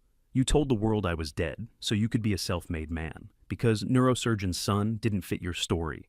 Because acknowledging me meant acknowledging help, acknowledging debt, acknowledging that you weren't entirely self-created. I turned to face him. The irony is, Julian, I would have stayed dead for you. Socially, I mean. If you'd asked, if you'd said, Dad, I need to build this on my own, please stay in the background. I would have done it. You would, of course, because I loved you, because I wanted you to succeed. Past tense. The word hung between us. But you didn't ask, you just erased me. And that's the difference between humility and shame, between privacy and betrayal. Julian opened his mouth, closed it, opened it again. No words came. We stood there in my house at his destroyed party, surrounded by the wreckage of his lies. He looked at me. I looked back. And I realized I had nothing left to say to him. Nothing at all. The orchestra had stopped hours ago. The lights still glowed, but they illuminated an empty party. Julian poured himself a scotch from the bar. I stood by the railing looking out at the ocean, and neither of us spoke for a long time. The waves were loud tonight, crashing against the shore with a rhythm that felt almost angry. Party debris surrounded us, overturned chairs, abandoned champagne glasses, wilted flowers, napkins scattered across tables like fallen snow. The wreckage of what was supposed to be a celebration. I broke the silence first. When did you stop loving me? Julian drank. Oh, I never stopped. Please don't lie anymore. Not now. Not when it's just us. A long pause. He refilled his glass. I don't know, gradually, over years. Why? He laughed bitter and sharp. You really don't know. Tell me. You were never there. Every birthday, every game, every important moment you were at the hospital, saving strangers. I nodded. I was building a career, providing for you. You were choosing them over me, every single time. Is that what you think? That's what I know. I sat down in a patio chair. My legs felt suddenly tired, the exhaustion of the entire night catching up with me all at once. You're right. I wasn't there for you enough. I missed things. Your baseball games, your school plays. But Julian, I was saving people. People who would die if I didn't show up. And I was your son who needed a father. Fair argument. I had no rebuttal for that. Julian sat across from me, and for the first time all night his mask dropped. Not the defensive anger, not the justifications, just raw pain. Do you know what it's like being Dr. Arthur Sterling's son? Sixth Westmayuist. Tell me. Everyone expects you to be brilliant, to follow in your footsteps, to become you. I tried medical school, failed organic chemistry. I remembered. You called me crying. I told you it was okay, that not everyone is meant to be a doctor. You said it with relief in your voice. That's not true. It was. I heard it. You were relieved you didn't have to compete with a mediocre version of yourself. Hey, Julian. So I went into business, made my own path, and you still overshadowed me. Every conversation people ask, oh, you're Dr. Sterling's son? Is he mentoring you? Are you carrying on his legacy? I'm 45 years old and I'm still just your son. No identity of my own. I thought about this. Maybe there was truth here. Maybe I'd never considered how heavy my reputation might weigh on him. So you erased me to escape my shadow. I needed to be someone, not just an appendage of you. You could be both, my son and yourself. How in every room I walk into, everyone knows your name. By becoming someone worth knowing for your own achievements. I tried. I built a company, made money, and you sabotaged it. I didn't sabotage anything. I just stopped letting you steal from me. Wrong thing to say. His face hardened, the vulnerability disappearing behind walls of anger. You want the truth? Julian stood. You're cold. You always have been. Margaret understood you. I never did. You value strangers over family, orphans over your own blood.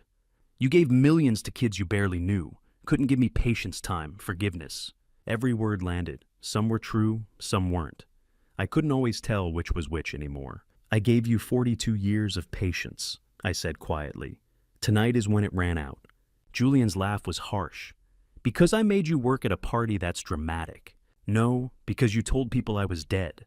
Because you built a company on my work without asking. Because when given a choice between honesty and convenience, you always chose convenient lies. I should have done better as a father, I admit that.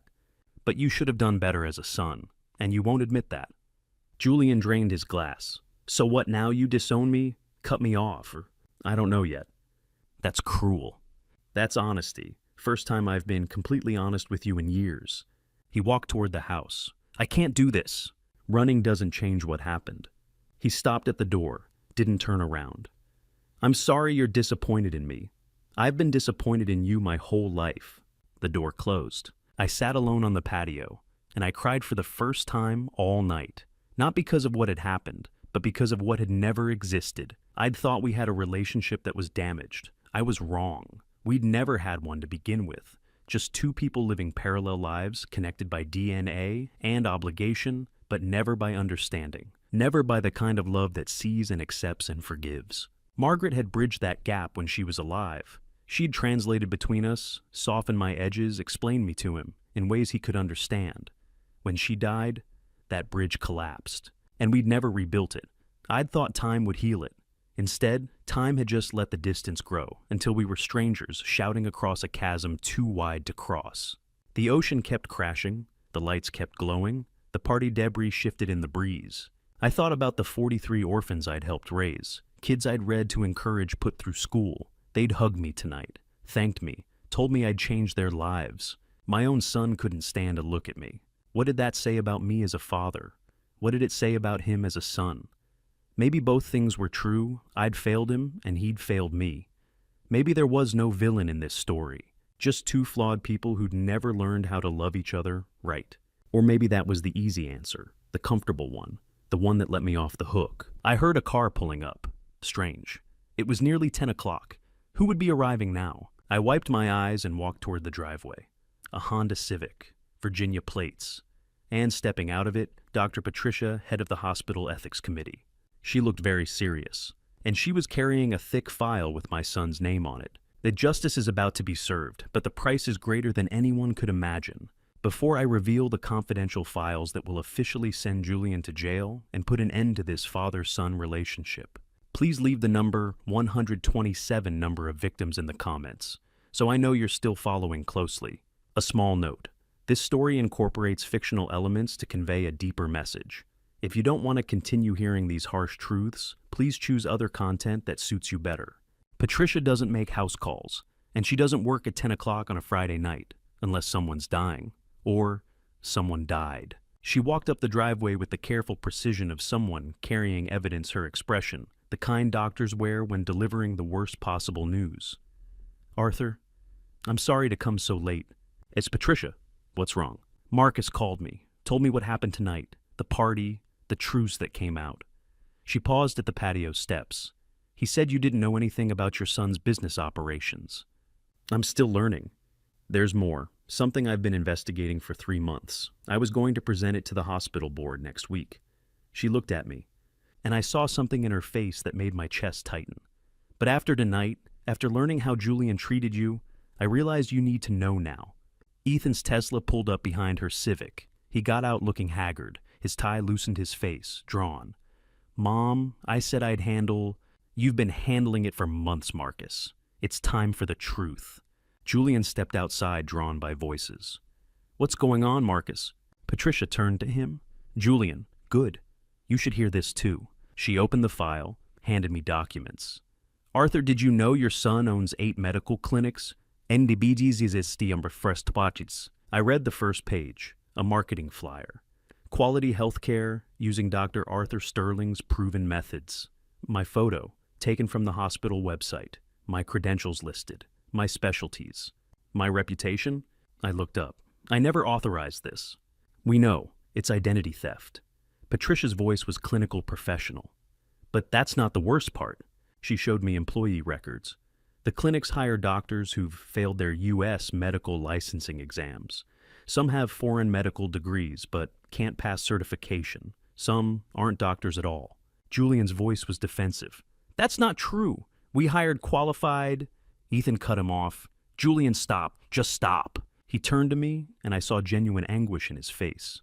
I'm the VP of robotics. I didn't know about the clinic operations until 3 months ago. They're a separate entity under the Sterling Medical Solutions umbrella. When I found out, I tried to shut them down. Julian threatened to fire me. Patricia continued relentless. The clinics target vulnerable populations, undocumented immigrants, uninsured workers, people afraid to go to real hospitals. They prescribe unnecessary procedures, unnecessary tests, surgeries for conditions that don't exist, all to maximize insurance fraud and cash payments. I felt sick. How long? 3 years. Julian tried again. They're providing affordable health care to people who need it. They're exploiting desperate people, Patricia said, using your father's name and reputation to build trust. She paused. And Arthur, there's one more thing. She pulled out another file, this one thicker. 6 months ago, Maria Rodriguez, 34 years old, mother of 3 children. She showed me a photo, a woman smiling with her kids, young, vibrant, alive. She came to the Bronx clinic with chest pain, shortness of breath. I knew those symptoms. Classic heart attack presentation. The doctor, a man who'd failed his licensing exam, twice diagnosed anxiety, prescribed Xanax, sent her home. My hands started shaking. She died that night, heart attack. Her 11-year-old son found her in the kitchen. I couldn't breathe. The ocean was too loud. The patio lights too bright. Everything felt wrong, tilted like the world had shifted on its axis. Patricia's voice was gentle but unrelenting. The medical examiner said any competent doctor would have caught it. A basic EKG would have shown the problem. But Julian's clinics don't have EKG machines. Too expensive. Maria paid $300 cash for that visit. She died 12 hours later. I looked at Julian. He wouldn't meet my eyes. Tell me this isn't true. Silence. Julian. Marcus spoke quietly. It's true. Julian paid the family $200,000 to sign an NDA, to not report it to authorities. Patricia added, I serve on the hospital ethics committee. We received an anonymous tip last month. I've been building a case. She looked at Julian with something close to contempt. Tonight, after learning what you did to your father, I realized you're capable of anything. Julian finally spoke. That was one incident, one unfortunate... I stood up, stepped toward him. He backed away. Don't you dare call her unfortunate. Her name was Maria Rodriguez. She had 3 children. She worked 2 jobs. My voice was shaking now, barely controlled. She trusted a clinic with Dad's name, with Dad's face on the wall. And she died because you hired fake doctors to maximize profit. Julian's voice rose desperate. I was trying to help people who couldn't afford... I slapped him. The sound cracked across the patio like a gunshot. First time I'd ever hit my son. First time I'd ever raised a hand to him in 45 years. He stood there stunned, hand moving to his cheek. I'd pulled the punch surgeon's hand's perfect control, but the impact was still there. Not physical. Something deeper. $300, I said quietly. She scraped together $300 because she trusted my name, my reputation, everything I built in 40 years. And you used it to sell her a death sentence. Patricia was pulling out more files, medical records, complaint forms, legal documents. There are 8 other complaints, patients who were harmed, families who were paid off to stay quiet. I looked at the files, looked at my son. How many? We don't know yet, Patricia said. These are just the ones who came forward. How many were too scared, too ashamed? How many died quietly? Julian found his voice. You don't understand the business realities. Business realities. I stepped closer. He stepped back. You put my name on clinics staffed by people who failed their medical exams. You targeted the most vulnerable people in society. You let a mother of 3 die because an EKG machine was too expensive. And when she died, you paid hush money, not to save your company, not even to save yourself, to keep using my name, my reputation, my life's work. To keep the scam running. Ethan was crying now, silent tears streaming down his face. Dr. Sterling, I swear I didn't know. When I found out, I went to the board. Julian convinced them it was all legitimate, that I was overreacting, that the regulatory compliance was handled. I should have gone to authorities immediately. I should have... His voice broke. That woman died. Others were hurt. And I was worried about my career, about being fired. Patricia put a hand on her son's shoulder. You came to me. You're cooperating now. That matters. She turned to Julian. The hospital board will receive my full report Monday morning. I'll be recommending we file complaints with the State Medical Board, the Department of Health, the Insurance Fraud Division, and the District Attorney. Every clinic will be shut down, every fake doctor investigated, every patient case reviewed. Julian's face was pale. You can't. I already have. The investigation started 3 weeks ago. Tonight just accelerated the timeline. The weight of it hit me. Maria Rodriguez, 34 years old, mother of 3. Dead because my son put profit over people. Dead because he stole my name to build trust he then betrayed. How many others? How many people walked into those clinics because they saw my photo? Because they'd heard of me? Because they thought Dr. Arthur Sterling's proven methods meant they'd be safe? I'd spent 40 years building a reputation for excellence, for integrity, for putting patients first, always. And my son had weaponized it, turned it into a tool for exploitation. Julian touched his face where I'd slapped him. The mark was already fading. I'd controlled the force, couldn't help it. Surgeon's instinct, but something else was marked. Something that couldn't be seen, but could be felt in the space between us. Whatever had been left of our relationship, whatever fragile thread still connected father and son. It was gone now. Patricia was spreading more files across the patio table.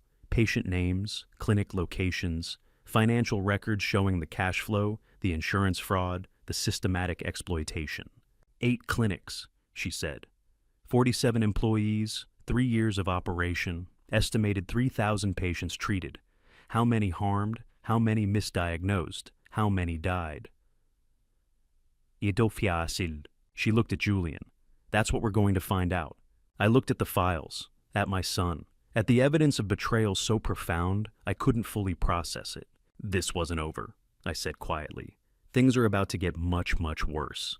My hand hurt from the slap, but not as much as my chest tightening under the weight of the truth. My son wasn't just ungrateful. He was dangerous. Julian tried to find his footing, his voice taking on that reasonable tone he used with investors. Dad, you don't understand business. Sometimes there are complexities. Complexities. A woman died. That was a tragic accident. Negligence. Preventable negligence that you tried to cover up with hush money. Patricia's voice cut through clinical and precise. Julian, you hired unlicensed practitioners. That's illegal. You committed insurance fraud. That's illegal. You obstructed justice by paying families to stay silent. That's illegal. And you did all of it using your father's name and reputation without permission. Julian tried another approach, his voice softening. Dad, I made mistakes, but I can fix this. Shut down the clinics, make restitution. You can't fix Maria Rodriguez. She's dead. Her children don't have a mother. How many others? Julian Patricia said there were 8 other complaints. Julian said nothing. Ethan stepped forward and I saw he'd been crying. Julian, my mother has documentation of 127 patient complaints over 3 years. 127 people who were harmed or mistreated. I felt like I'd been punched. 127. Julian's voice rose. Most of those are just people unhappy with their care. People who trusted Dad's name, I shouted. First time I'd raised my voice all night. First time in years, maybe. You exploited me, my life's work, my reputation, to harm people who had no other options. That's not just betrayal, that's evil. My phone rang. Richard Cole, my attorney. Arthur, your text said urgent. I'm outside. Come in. Richard entered with his briefcase, silver-haired and professional, in a suit he'd probably thrown on after my call. I brought the documents you requested last week. The estate changes. Yes, I want to execute them, tonight. Julian's head snapped up. What documents? Richard pulled out papers. Your father is revoking all previous wills and trusts. The entire estate, including real property investments, patents, and liquid assets, will transfer to the Margaret Sterling Foundation upon his death. Julian went pale. No, you can't. What about Sophie? I asked Richard. Your granddaughter has a separate trust, as you requested. $2 million managed by the Vanderbilt Foundation. She'll receive it at age 25. I looked at Julian. Sophie will be fine. More than fine. She'll be free of your influence. You can't do this. I can, and I am. Richard laid the documents on the desk. I read each page carefully, signed each one. My hand was steady. Surgeon's control. Patricia and Marcus witnessed the signatures. Effective immediately, Richard said. Julian's voice cracked. So I get nothing. You have your company. Oh, wait, it's bankrupt. You have your house. Oh, wait, it's mine. You have your wife. Oh wait, she left. You have exactly what you deserve, Julian. Nothing. I'm your son. Was past tense. I pulled out my phone. There's one more thing. I dialed 911. Julian lunged forward. Dad, don't. Marcus stepped between us, blocking him. Yes, I need to report medical fraud and negligent homicide. My name is Dr. Arthur Sterling. I'm calling to report illegal medical clinics operating under my name without authorization. I gave the addresses the details. A patient died 6 months ago, Maria Rodriguez. The family was paid to stay silent. Julian's voice was desperate now. You're ruining me. No, I'm protecting future Maria Rodriguez's. I hung up. Julian stared at me. You called the police on your own son. I called the police on a criminal who happens to share DNA with me. Patricia handed me her complete file. Everything's documented here. Patient complaints, employment records, the Rodriguez case, the NDAs. I'll testify if needed. So will I, Marcus said quietly. 15 minutes later, Detective Sarah Reyes arrived, young, sharp-eyed, taking notes before she even got out of her car. I handed her the file. Dr. Sterling, I'm here about your report. This is everything. 8 clinics, 127 complaints, 1 death that I know of, possibly more. She reviewed it, her expression darkening. Julian Sterling, I need you to come to the station for questioning. Julian straightened his shoulders, found some vestige of dignity. I'm not going anywhere without my attorney. That's your right, but we will be investigating. The clinics will be shut down immediately pending review. If we find evidence of negligent homicide, charges will be filed. She looked at me. You understand this is your son. I understand he used my name to harm vulnerable people. I understand a woman died because he hired fake doctors to maximize profit. I understand he paid $200,000 to cover it up. Yes, detective, I understand exactly what he is. She nodded and left, with Patricia and Marcus to coordinate the investigation. Julian and I were alone again. You had every advantage, I said quietly. Love, health, education, opportunity. You could have been anything. You chose to become this. I can't fix you. I can't forgive this. All I can do is make sure you don't hurt anyone else. Goodbye, Julian. Old is, I'm not your father anymore. I'm just the man who used to be your father. I walked toward the door. You'll regret this, Julian said. I stopped, turned back. No, I'll regret I had to do this, but I'll never regret doing it. That's the difference between us. I left him standing in the study, my house, my name that he'd tried to steal. Got in my car and drove. In the rearview mirror, I saw the house blazing with lights, the empty party, the solitary sun. I didn't look back again. The drive to Brooklyn took 40 minutes. Traffic was light, the city quieter than usual for a Friday night. Or maybe I just wasn't paying attention. My mind was replaying the night in fragments, the server's uniform. Sophie crying at the window, David Martinez hugging me, Maria Rodriguez's photo. The sound of my hand hitting Julian's face. The apartment was dark when I arrived. Small, 1 bedroom, books everywhere, medical journals stacked on the coffee table. A photo of Margaret on the mantel, the only decoration I'd bothered with. This was my real home, not the Hamptons mansion. This rent-controlled Brooklyn walk-up I'd had for 30 years. The place I'd come home to after surgeries, after rounds, after visiting the orphanage. Julian had never been here. Not once in 30 years. Never asked about it. Never wanted to see where I lived when I wasn't serving him. I'd kept this place separate, my sanctuary. And now I understood why. Some part of me had always known I'd need somewhere he couldn't touch, couldn't contaminate with his lies. My phone buzzed. Julian's number. I turned it off. Some conversations end before they begin. I'd come back for my belongings from the mansion later. Clothes, some books. The photo of Margaret I kept in the bedroom. But tonight I just needed distance. From the lies, from the party, from the son I'd lost years ago, but only truly buried tonight. I sat in the dark apartment still in my server's uniform and felt nothing. Not grief, not satisfaction, just a strange hollow peace. I'd done what needed doing, signed what needed signing, called who needed calling. Tomorrow there would be consequences, investigations, legal proceedings, media coverage probably. The medical community would be horrified. My reputation would be examined, dissected, defended. Questioned. Let them question. I knew the truth. I'd spent 40 years building something worth building, and when my son tried to weaponize it, I'd stopped him. That was enough. I changed out of the uniform, folded it carefully, left it on the chair. Tomorrow I'd return it to the catering company. Tonight, I just wanted to forget it existed. In the morning, I'd call the foundation, tell them about the new will, make sure everything was in order. But tonight, I was just a 70-year-old man who'd finally learned the hardest lesson: you can't save someone who doesn't want to be saved. Even when that someone is your son, especially when that someone is your son. I woke to sunlight streaming through the Brooklyn apartment windows and 47 missed calls. For a moment, I'd forgotten.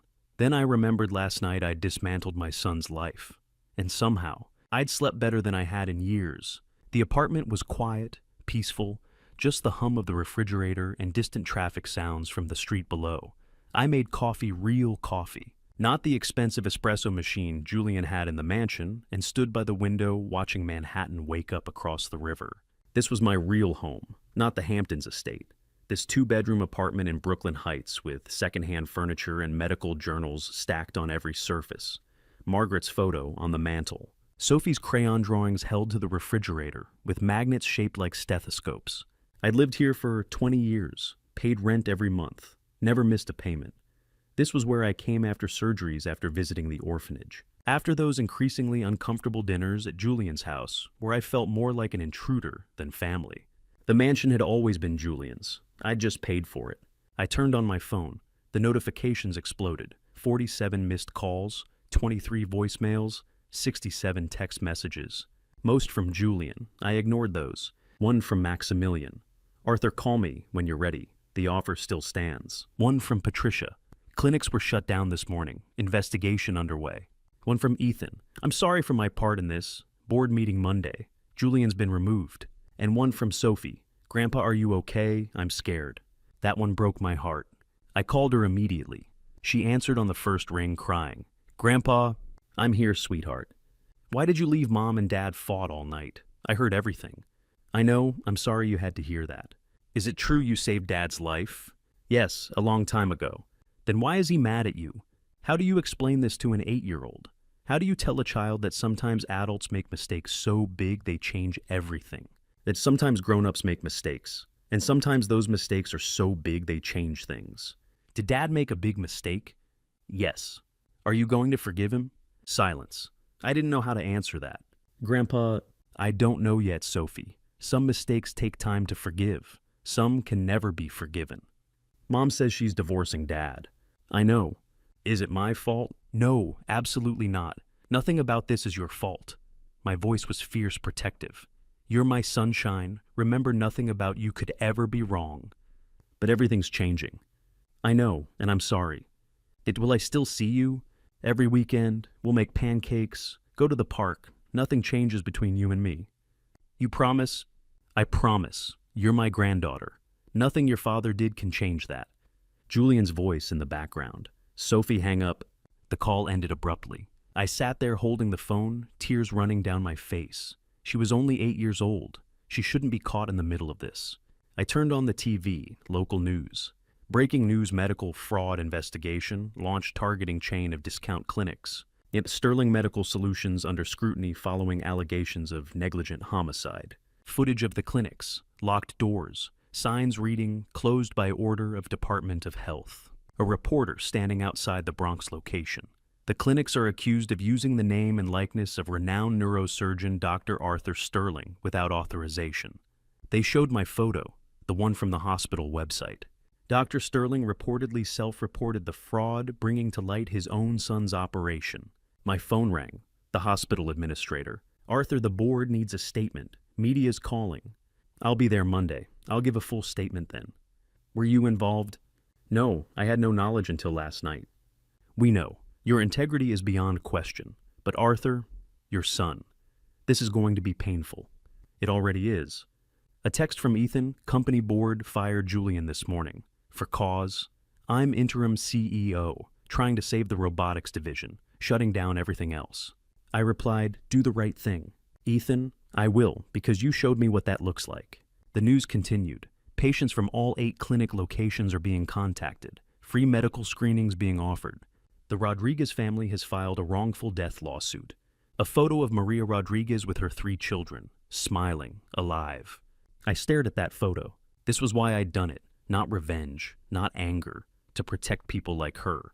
Too late for her, but not too late for others. The reporter again. Dr. Sterling, age 70, has been with Memorial Hospital for over 40 years. Colleagues describe him as a man of exceptional integrity who's devoted his life to saving others. The irony that his own son allegedly exploited that reputation is not lost on the medical community. My phone vibrated. Another text. Unknown number. Dr. Sterling, this is Carmen Rodriguez, Maria's oldest daughter. Detective Reyes gave me your number. We want to meet you, if you're willing. I stared at the message for a long time. How do you face the children of someone your son killed? How do you look into eyes that will forever carry the grief your family caused? How do you apologize for something you didn't do, but should have prevented? The coffee had gone cold. The sun was higher now, streaming through the window, illuminating dust motes in the air. Outside, Brooklyn was going about its Saturday morning. People walking dogs, couples getting brunch, families in the park. Normal life, as if the world hadn't shifted on its axis last night. But it had, for Julian, for those clinic patients, for the Rodriguez family, for Sophie, for me. I picked up my phone, typed carefully, yes, when and where, because running from responsibility isn't who I am. Even when that responsibility wears my son's face. Even when facing it means looking at the consequences of choices I didn't make but couldn't prevent. The response came quickly. Tomorrow, 2 p.m. There's a cafe near Memorial Hospital. Maria used to work nearby. I'll be there.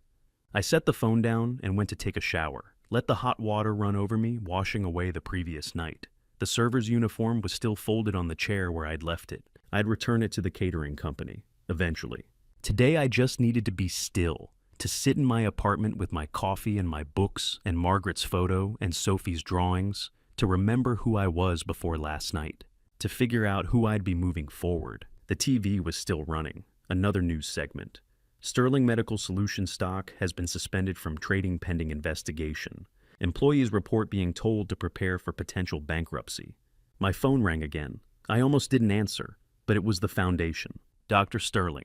It's Jennifer from Margaret Sterling Foundation. We saw the news. The board wants you to know we stand behind you completely. Thank you. And Dr. Sterling donations have increased 30% since the news broke. People want to support the real work you've been doing. After she hung up, I sat in the quiet apartment and let that sink in. 40 years of building a reputation. One night of it being weaponized, and somehow in the wreckage people saw the truth. Not Julian's lies, my life's work. Tomorrow I'd meet Carmen Rodriguez. Monday I'd face the hospital board. Eventually I'd have to deal with Julian with lawyers, with the full legal consequences of what he'd done. But today, I was just going to sit in my apartment, drink my coffee, look at Sophie's drawings, and remember that somewhere in this mess, I'd done the right thing. Even if it hurt, especially because it hurt. The Rodriguez family lived in a third-floor walk-up in Queens. As I climbed those stairs on Monday evening, every step felt heavier than the last. It wasn't the physical exertion. It was the crushing weight of knowing I was about to face 3 children whose mother was dead because someone had weaponized my name. The hallway smelled of floor wax and simmering garlic. Sounds of distant televisions filtering through thin wooden doors. I stopped in front of apartment 3C. My hand hovered over the door, trembling. I had performed 4,000 surgeries, held beating hearts in my palms, and faced the most grim prognoses with a steady gaze. But this felt like walking into a trial where I was both the witness and the evidence of the crime. I knocked. Footsteps approached, light hesitant. The door creaked open. A 14-year-old girl with dark, haunting eyes stared up at me. She had Maria's face, the same high cheekbones I'd seen in the crime scene photos, the same strength in her jaw. "You're Dr. Sterling," she said, her voice steady despite the redness around her eyes. "The real one." "Yes." I managed my throat dry. "And you must be Carmen. Come in."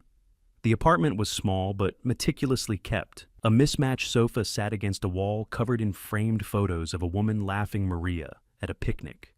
Maria holding a newborn, Maria dancing. In the corner, a small altar had been erected. A portrait of Maria, surrounded by flickering white candles, fresh carnations, and a worn set of rosary beads. An older woman, her silver hair pulled back in a tight bun, stepped out of the tiny kitchen, wiping her hands on a floral apron. This was Rosa Maria's mother. "Dr. Sterling," she said, her voice raspy with grief, but but devoid of the malice I expected. "Please sit. I am so deeply sorry." I began, my voice cracking before I could even settle into the wooden chair. I didn't know about the clinics. I didn't know what Julian was doing. But it was my name on that sign, and I should have. Rosa held up a hand, a quiet, commanding gesture. "Sit first, then we talk." I sat. Two younger children watched me from the shadows of a hallway. Miguel, 11, glared at me with a raw, burning anger that felt like a physical heat.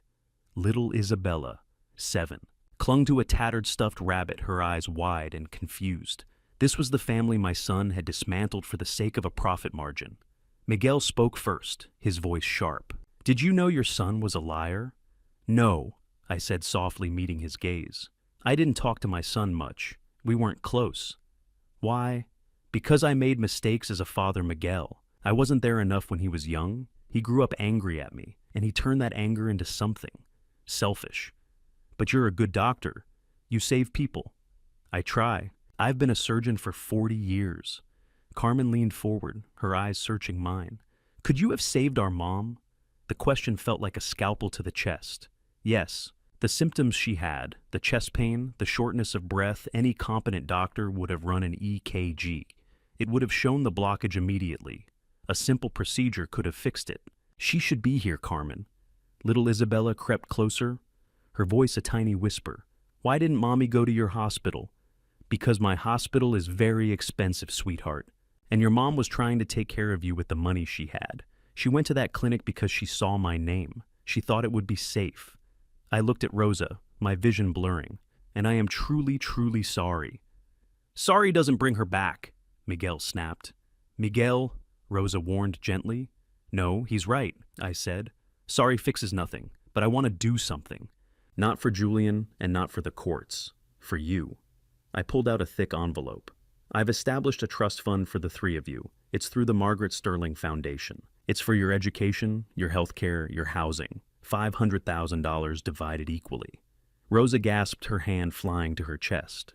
"We don't want hush money. This isn't his money," I said firmly. "This is mine, my life savings. My wife Margaret passed away 10 years ago. She spent her life wanting to help children who lost their parents.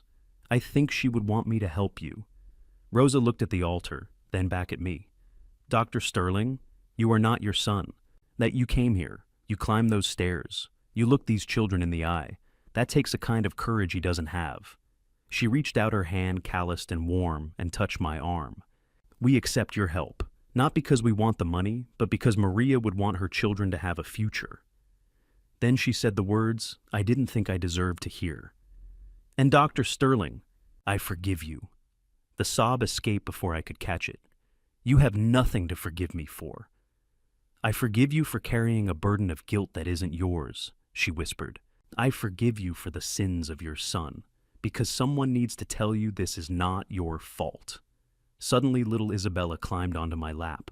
It was so unexpected I nearly fell back. She didn't say anything at first, just leaned her head against my server jacket-turned-surgeon suit. "You're sad," she said. "Yes, very sad. Me too. I miss my mommy. I miss my wife too." "Honey, did your son make her die?"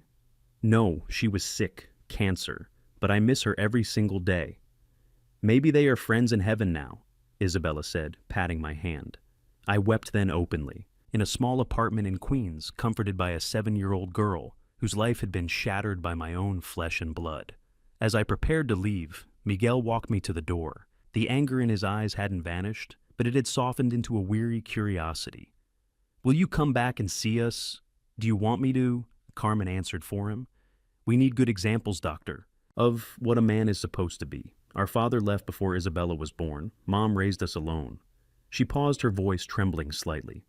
"If you're willing, we'd like to know you." Rosa nodded. "That trust. We are grateful. But we are more grateful for the man who walked through that door tonight." I nodded, unable to speak. The weight of their grace far heavier than the weight of my son's betrayal. These children had lost everything, yet they were the ones offering me a way back to the light. I walked out of the Rodriguez apartment, carrying a drawing Isabella had pressed into my hand. She had drawn her mother as an angel with massive shimmering wings. "For you," she had said, "so you remember the good people." I folded it carefully and tucked it into my wallet right next to the photograph of Margaret. Two angels, one I couldn't save, one I could have saved. If only my son had possessed a shred of the integrity I saw in this small, crowded home. I drove away from Queens knowing one painful truth. These children had more forgiveness in their grief than Julian had held in his entire life. And that reality was a sharper sting than any betrayal he had ever dealt me. Over the next 3 months, I watched my son's empire crumble in slow motion. It wasn't a view from a distance. I was summoned as a witness. I testified. And every piece of evidence presented in those wood-paneled rooms forced me to confront a devastating truth. I had known Julian was in trouble, but I hadn't known he was a criminal. The transition from Dr. Arthur Sterling medical legend to Arthur Sterling key witness was jarring. My life became a cycle of depositions, grand jury summons, and somber meetings with investigators. The world outside continued its summer heat, but inside the halls of justice the air was perpetually cold. I stood in the hallway of the federal courthouse, my hands tucked into my pockets to hide their tremor. When my name was called, I walked in, raised my right hand, and swore the oath. "I do," I said, the words echoing. The prosecutor, a sharp woman named Miller, wasted no time. "Dr. Sterling, when did you first become aware of the clinical operations of Sterling Medical Solutions?" "May 12th, 2023, I replied, "at my son's birthday party." "You had no prior knowledge?" "None. My son and I have been estranged for years. I knew he was in medical tech, but I did not know the specifics of his business model." "And upon learning the truth, what did you do?"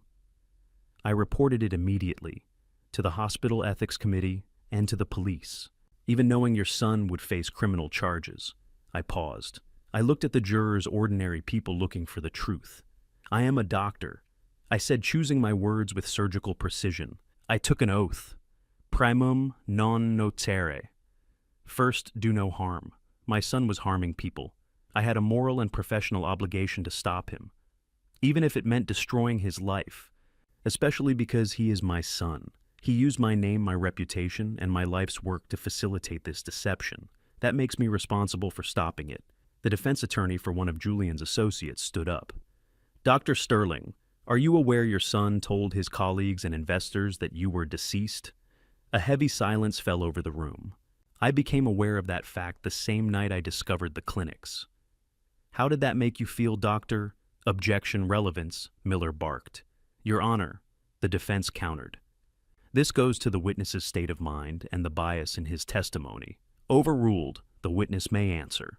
I looked directly at the court reporter. "How did it make me feel?" "It made me feel like I had lost my son many years ago. I just hadn't been brave enough to admit it until that moment." Detective Reyes kept me updated, though it was often a grim catalog of failures. Because Julian had stolen my identity to authorize medical protocols, I was technically a victim, but I felt more like an accomplice by negligence. By July, the numbers were staggering. "We've identified 127 formal patient complaints," Reyes told me over coffee in a plastic cup. 8 other families were paid off hush money after adverse incidents at the clinics. Your son spent over $800,000 on non-disclosure agreements. In August, the formal indictments were handed down. Julian was charged with conspiracy to commit healthcare fraud, unauthorized practice of medicine via intermediaries, bribery, obstruction of justice, and the one that hurt the most, criminally negligent homicide in the death of Maria Rodriguez. "The doctors he hired are flipping," Reyes said. "They're testifying against Julian to get their charges reduced to deportation instead of federal prison. Your son's lawyers are already fishing for a plea deal." "Will he go to prison?" I asked. "Likely not for long," Reyes admitted with a sigh. "First-time offender, white-collar crime, and he's cooperating now that the walls are closing in. High fines, probation, community service. But his career is over. He'll never work in any regulated industry again." "Is that enough?" I wondered aloud. "Justice isn't always about the length of a sentence, Arthur," Reyes said. "We shut down 8 illegal clinics. We protected thousands of future patients. That's the win." Meanwhile, Ethan Whitaker, the only person who seemed to truly care about the technology Julian had built, was busy amputating the gangrenous parts of the company. He managed to save the Neuralink Robotics division, stripping the Sterling name from the building. The new entity was called Neural Tech Innovations. Ethan sent me a text. Julian has been stripped of his shares. The board voted him out. The company is yours if you want a seat, Arthur. I replied, keep it, make it ethical. That is all I ask. On July 1st, Clarissa filed for divorce. It wasn't a sad affair. It was a tactical extraction. Her filing cited fraud, concealment of criminal activity, and the endangerment of their child's future. Her lawyers argued that the prenuptial agreement was void due to Julian's fraudulent misrepresentation of his business at the time of signing. I was called as a character witness for the custody hearing. It was the most painful hour of the entire summer. Dr. Sterling, Clarissa's lawyer asked, in your professional opinion, should Julian have unsupervised access to his daughter, Sophie? I looked at Julian. He looked thinner, his expensive suit hanging loosely on his frame. He looked at me with a mixture of betrayal and fury. My professional opinion as a doctor, or my personal opinion as his father, both. Professionally, I said, my heart feeling like lead. He has shown a profound lack of judgment, a disregard for safety, and a willingness to endanger vulnerable populations for personal gain. Personally, he is my son, and I love him. But love is not the same as trust. Do I trust him alone with Sophie? No, I do not. Clarissa was awarded sole legal and physical custody. Julian was granted supervised visitation every other Sunday. Within weeks, I heard through Sophie that Clarissa was already seeing someone else, a high-powered attorney, someone safe, someone who didn't have a father's ghost or a criminal record hanging over him. By the end of August, Julian moved out of the Hamptons estate. He rented a studio apartment in Queens for $1,200 a month. The irony wasn't lost on me. He was in the same borough, perhaps only a few miles away from the Rodriguez family. I wondered if he ever walked past their building. I wondered if the sight of a mother holding her child's hand on the sidewalk made his skin crawl with guilt. Probably not. By September, the noise began to settle into a dull, aching silence. Julian had officially agreed to plead guilty to reduced charges. Sentencing was set for October. I was listed as a victim of identity theft. Though I refused any restitution, I didn't want his money that smelled of Maria Rodriguez's blood and the fear of 100 other patients. I wanted him to understand what he had done. I wanted to see a flicker of the boy I used to hold in my arms, a sign that there was still a soul beneath the ambition. But understanding requires a conscience. And as I watched him walk out of the courtroom, his head held high in a fake show of defiance, I realized that Julian's conscience had died long before his mother did. Or perhaps it had never existed at all. October 12th, 2023. 5 months after that disastrous birthday party, I sat in the very back row of the courtroom, tucked away in the shadows of the gallery, watching my son receive his judgment. For the first time since that night in May, I felt something I hadn't expected: pity. Not forgiveness, never that, but a cold, hollow pity. Julian didn't see me. Or perhaps he was simply perfecting the art of pretending I didn't exist, a skill he'd used against me for years. He had lost weight, a lot of it.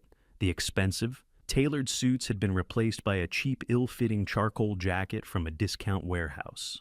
He looked gray-aged and diminished, standing there with his head bowed beside a lawyer who looked like he'd rather be anywhere else.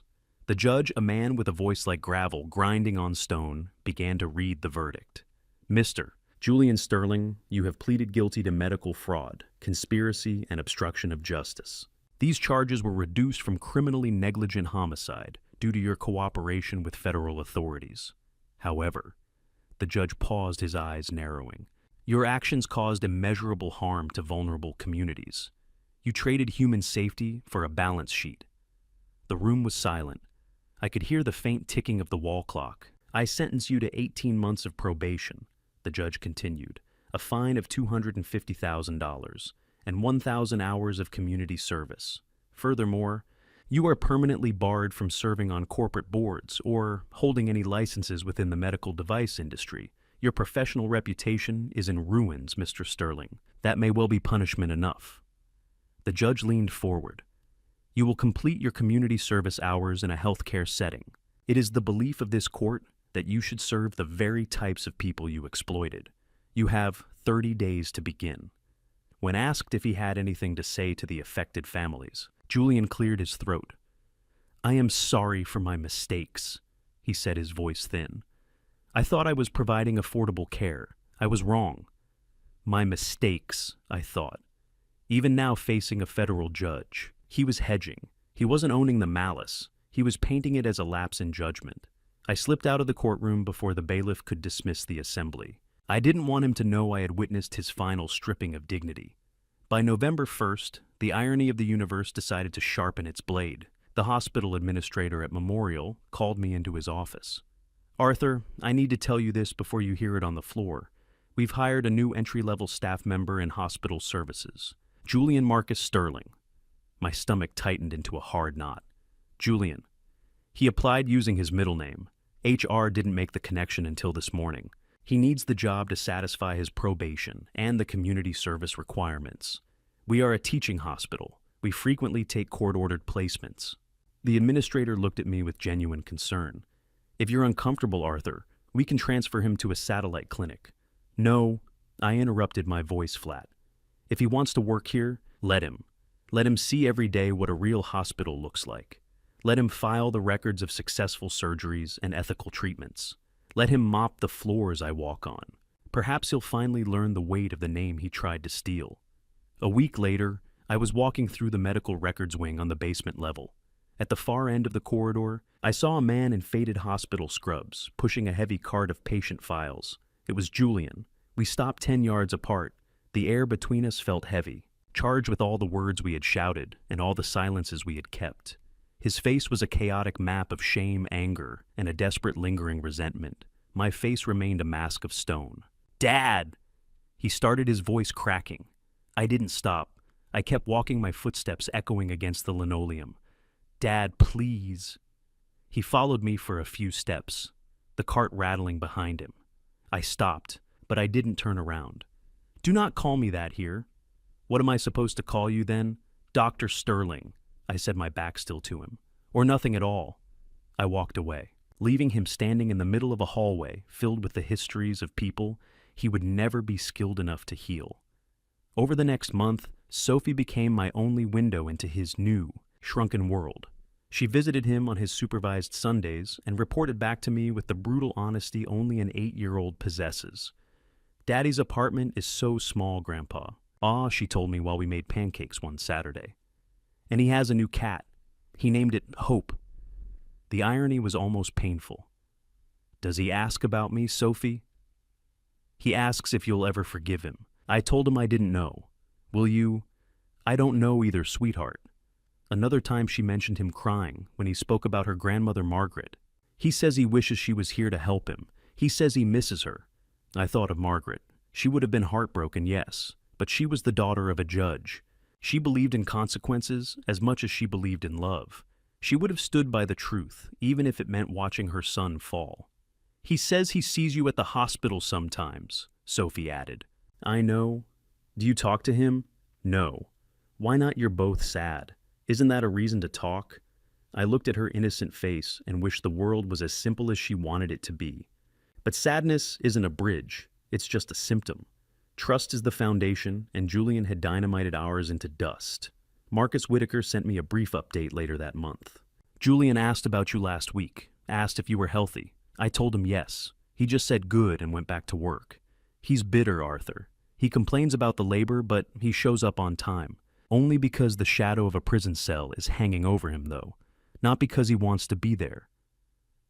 That was the crux of it. Julian was performing humility because it was a court requirement, not a soul-deep realization. As November bled into a cold, biting winter, Julian worked his shifts and I worked mine. We circled each other in that hospital like distant planets connected by the gravity of our shared past, but never touching. Occasionally, I would see him mopping the very floors I had traversed hours earlier. Occasionally, he would see me at the head of a line of residents teaching them the sacred responsibility of the blade. Each of us was a walking reminder to the other of what had been lost, what had been chosen, what could never be taken back. We remained separated by a chasm of silence, two strangers occupying a building that bore my name, but only one of us truly understood what the name was worth. Exactly 1 year after Julian's disastrous anniversary party, I stood on a different stage. Same month, different ceremony. This time, the celebration was for me. And this time, My son was watching from the shadows. The grand ballroom of Memorial Hospital was a sea of crystal chandeliers, white linens, and high-stakes prestige. Over 500 guests, the elite of the medical world, philanthropists, and city officials, filled the space. I sat at the head table, flanked by the hospital board and the directors of the Margaret Sterling Foundation. My back was straight, my mind clear, yet my eyes instinctively drifted toward the very last row near the service entrance. There he was. Julian. He had slipped in quietly, wearing that same discount suit that now hung even looser on his frame. He sat alone, a ghost at the feast, thinking he was invisible. I saw him, though. I saw the way he looked at the stage, not with the predatory ambition of a year ago, but with a hollow, aching exhaustion. I wondered if he felt the irony of sitting so close to the same doors I had walked through as a server at his house. The master of ceremonies approached the podium. Tonight we honor Dr. Arthur Sterling, 40 years of service, over 3,000 surgeries, 47 patents. But numbers cannot capture the soul of this man. A tribute video began to play. It was a montage of my life's work, grainy footage of my early days in the OR, photos of me teaching wide-eyed residents and interviews with patients whose lives had been returned to them. He saved my father. One woman said, tears in her eyes. He gave me back my son, said another. Then came the work of the foundation. Over $58 million raised. Over 10,000 children helped. Notable in its absence was any mention of Julian. I had made that a non-negotiable condition. My public legacy was now surgically detached from the man who had tried to harvest it. I looked toward the middle of the room. Sophie was there, sitting with Clarissa and her new husband, a man named Robert Vance, who seemed kind enough. Sophie caught my eye and held up a sign she had made with crayons. That's my grandpa. I managed to smile, my heart aching with a bittersweet joy. To present this award, the MC announced, is someone who knows Dr. Sterling better than most, Dr. David Martinez. David stepped onto the stage, no longer the orphan in a catering uniform, but a confident surgical resident in a crisp white coat. 20 years ago, I was nobody. David began, his voice echoing through the silent hall. A kid in a state-run home, no family, no future. But this man showed up every Saturday. He read to us. He believed in us. He paid for my medical school, and today, I am a resident at this very hospital. David paused, looking out at the crowd. And I am not alone. If Dr. Sterling has helped you, if he has been the father you didn't have, please stand up. Slowly, from every corner of the ballroom, people began to rise. One by one, 10, 20, 43. 43 former orphans, now doctors, nurses, teachers, and engineers, stood in a silent, powerful testament to a legacy that money couldn't buy. The applause that followed was like thunder. I looked at the back row. Julian was still there, his head down, shoulders shaking. He was finally seeing what he had rejected. A father who had given everything to strangers because his own son had refused to value the gift. Then Carmen Rodriguez joined David on stage. She was 15 now, tall and poised. The room went deathly quiet. They knew the story of Maria Rodriguez. Dr. Sterling met my family during our darkest hour, she said, her voice clear. He didn't just give us a trust fund. He gave us hope. Because of him, I am starting pre-med this fall. My mother would have loved him. She handed me a framed photo, Maria laughing with her 3 children. I hugged Carmen, and for a moment, the weight of 1,000 surgeries and a year of betrayal felt lighter. The standing ovation lasted for 3 full minutes. I glanced back one last time. Julian's seat was empty. He had vanished during Carmen's speech, unable to bear the light of a truth that exposed his own darkness. I stepped to the microphone, steadying my breath. Thank you. I don't feel worthy of this. I have simply tried to live by one rule. First, do no harm. My wife Margaret taught me that healing isn't just surgery. It's presence. It's caring. I glanced at the empty chair in the back row. I have made mistakes. I failed people I loved. I prioritized the hospital over my home. My voice faltered, then strengthened. But I have tried to learn. Margaret used to say, we are not measured by what we accumulate, but by what we give away. I have given away most of my money and most of my time, and I have never felt richer than I do tonight. To the 43 of you standing, you are my legacy. Not the patents, not the buildings. You. To the Rodriguez family, your mother's memory drives me every day. And to my granddaughter, Sophie, You are my sunshine. Never forget that." The applause followed me off the stage. Later, after the handshakes and the photos, I found a plain white envelope tucked under my seat at the head table. No name, just 3 words written in Julian's hurried, familiar script. "I am sorry." I held it for a long time. I didn't feel a rush of forgiveness. I felt an acknowledgement. Some apologies arrive too late to rebuild a bridge, but they are enough to finally stop the fire. I tucked it into my pocket. I drove home that night, passing the turnoff for the Hamptons. The estate had been sold months ago to pay the fines and the settlements. A new family lived there. Now I'd seen the toys on the lawn and the warm light in the windows. It was a home again, not a museum of lies. Julian had moved 3 times since his sentencing, each apartment smaller than the last. He was living a small life, now mopping floors and filing papers, bound by the requirements of his probation. Whether he was truly learning or just surviving, I didn't know, and I didn't need to know. His journey was now his own. Mine had finally peacefully diverged. 3 years. That is how much time has passed since that anniversary party in the Hamptons. I am 73 years old now. Julian is 45. We work in the same building. We live in the same city. We share the same granddaughter. And we have not spoken a single word to each other in 1,095 days. I count every one of them, not because I am waiting for a reconciliation, but because I want to remember some choices are permanent. I am at the Riverside Outreach Center, a habit I will never break. I'm sitting on the floor with a dozen children, ages 4 to 8, gathered on the rug around me. We are reading The Giving Tree. "Mr. Arthur," a small boy asks, his brow furrowed, "why did the tree give everything away?" "Because to love means to give even when it costs you," I tell him, closing the book. But the tree was sad at the end. "The tree was tired, son," I say softly, but not sad. There is a big difference. After the reading, I walk through the new wing of the center, the Margaret and Maria wing. I run my hand over the brass plaque, a silent whisper to the air. I kept my promise. I drive to Memorial Hospital later. I still work 2 days a week supervising surgical residents. As I walk through the main lobby, I pass a man in a Navy maintenance supervisor's uniform. He's organizing a crew for a floor repair. It's Julian. He was promoted from janitor to supervisor last year, a reward for his punctuality and lack of complaints. Our eyes meet. He gives a small, stiff nod. I nod back. Not a word. 3 years of silence compressed into 2 seconds of eye contact. David Martinez, now a chief surgical resident, joins me. "Doctor, Sterling ready for rounds?" "Ready, David." We walk together. He asks questions. I teach. It is the rhythmic, honest dance of a mentor and a protege. It is the relationship Julian discarded and David claimed.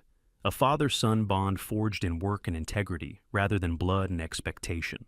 Sophie comes to my apartment every Saturday before she spends Sunday with Julian. At 11, she is tall, observant, and possesses a wisdom that Julian never found.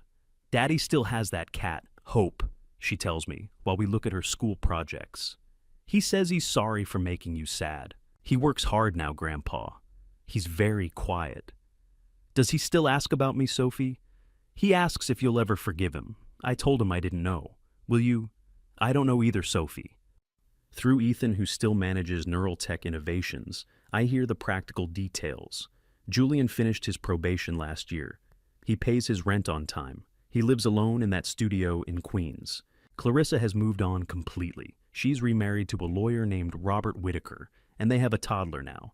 Sophie has a half-sister, and oddly enough, Julian attends all of Sophie's school plays. He sits in the very back row, alone. Ethan tells me Julian volunteers at a soup kitchen every Thursday. Sincerely, not by court order. 2 years ago, Julian sent me a long, handwritten letter. I never opened it. It still sits in the back of my desk drawer, the paper slightly yellowed. "He asked about you last week," Ethan said recently. "Asked if your heart was still strong. I told him yes. He just said good and walked away." "I think he's broken, Arthur," Ethan added. "Not just disciplined, broken." "It doesn't matter," I replied. "He is living with his consequences. That is enough." But sometimes, in the middle of the night, I wonder if it is enough. Then I remember the face of Maria Rodriguez. I remember the 127 complaints, the patients who can't walk or breathe right because he wanted a faster profit. And I stop wondering.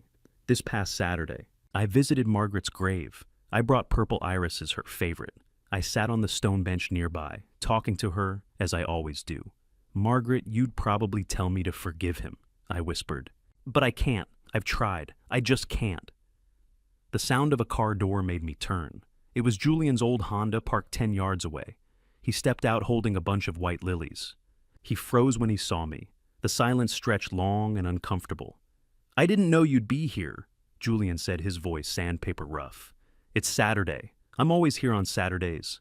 I know. I usually come on Sundays. Today. I just felt like I needed to come. She's buried under the oaks, I said, my back to him. You remember? I remember. I stood up to leave. As I passed him, he spoke again. Arthur. He didn't call me Dad. I stopped, but I didn't turn around.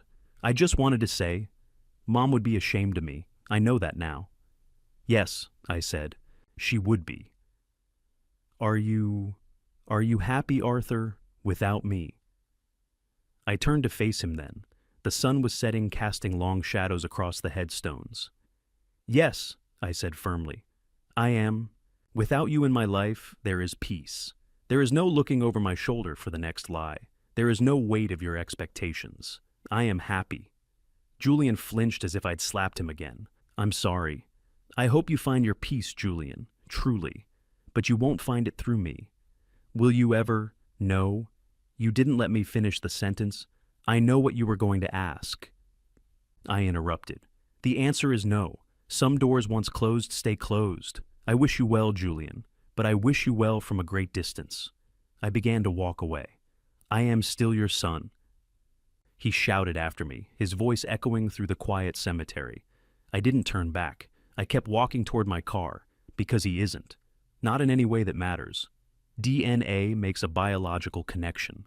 Choices make a family. He chose to be a stranger to my values, my work, and my heart a long time ago. I just finally accepted his choice. I drove away from that cemetery and didn't look in the rearview mirror. Margaret might have wanted me to forgive him, but Margaret isn't here to clean up the wreckage he left behind. I am. And I have spent 3 years learning that love without boundaries isn't love. It's enabling. I enabled him for 42 years. The moment I stopped, he fell. And that tells me everything I need to know.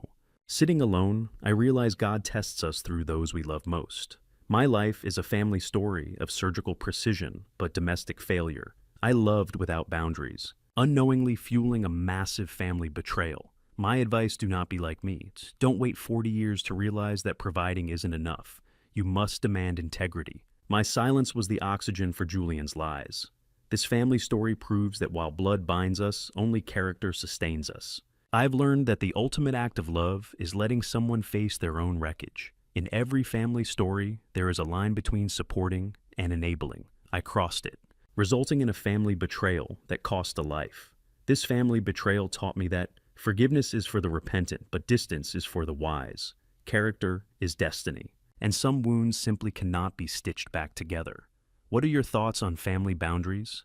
Please comment, share your views, and subscribe for more insightful stories. Thank you for watching until the very end.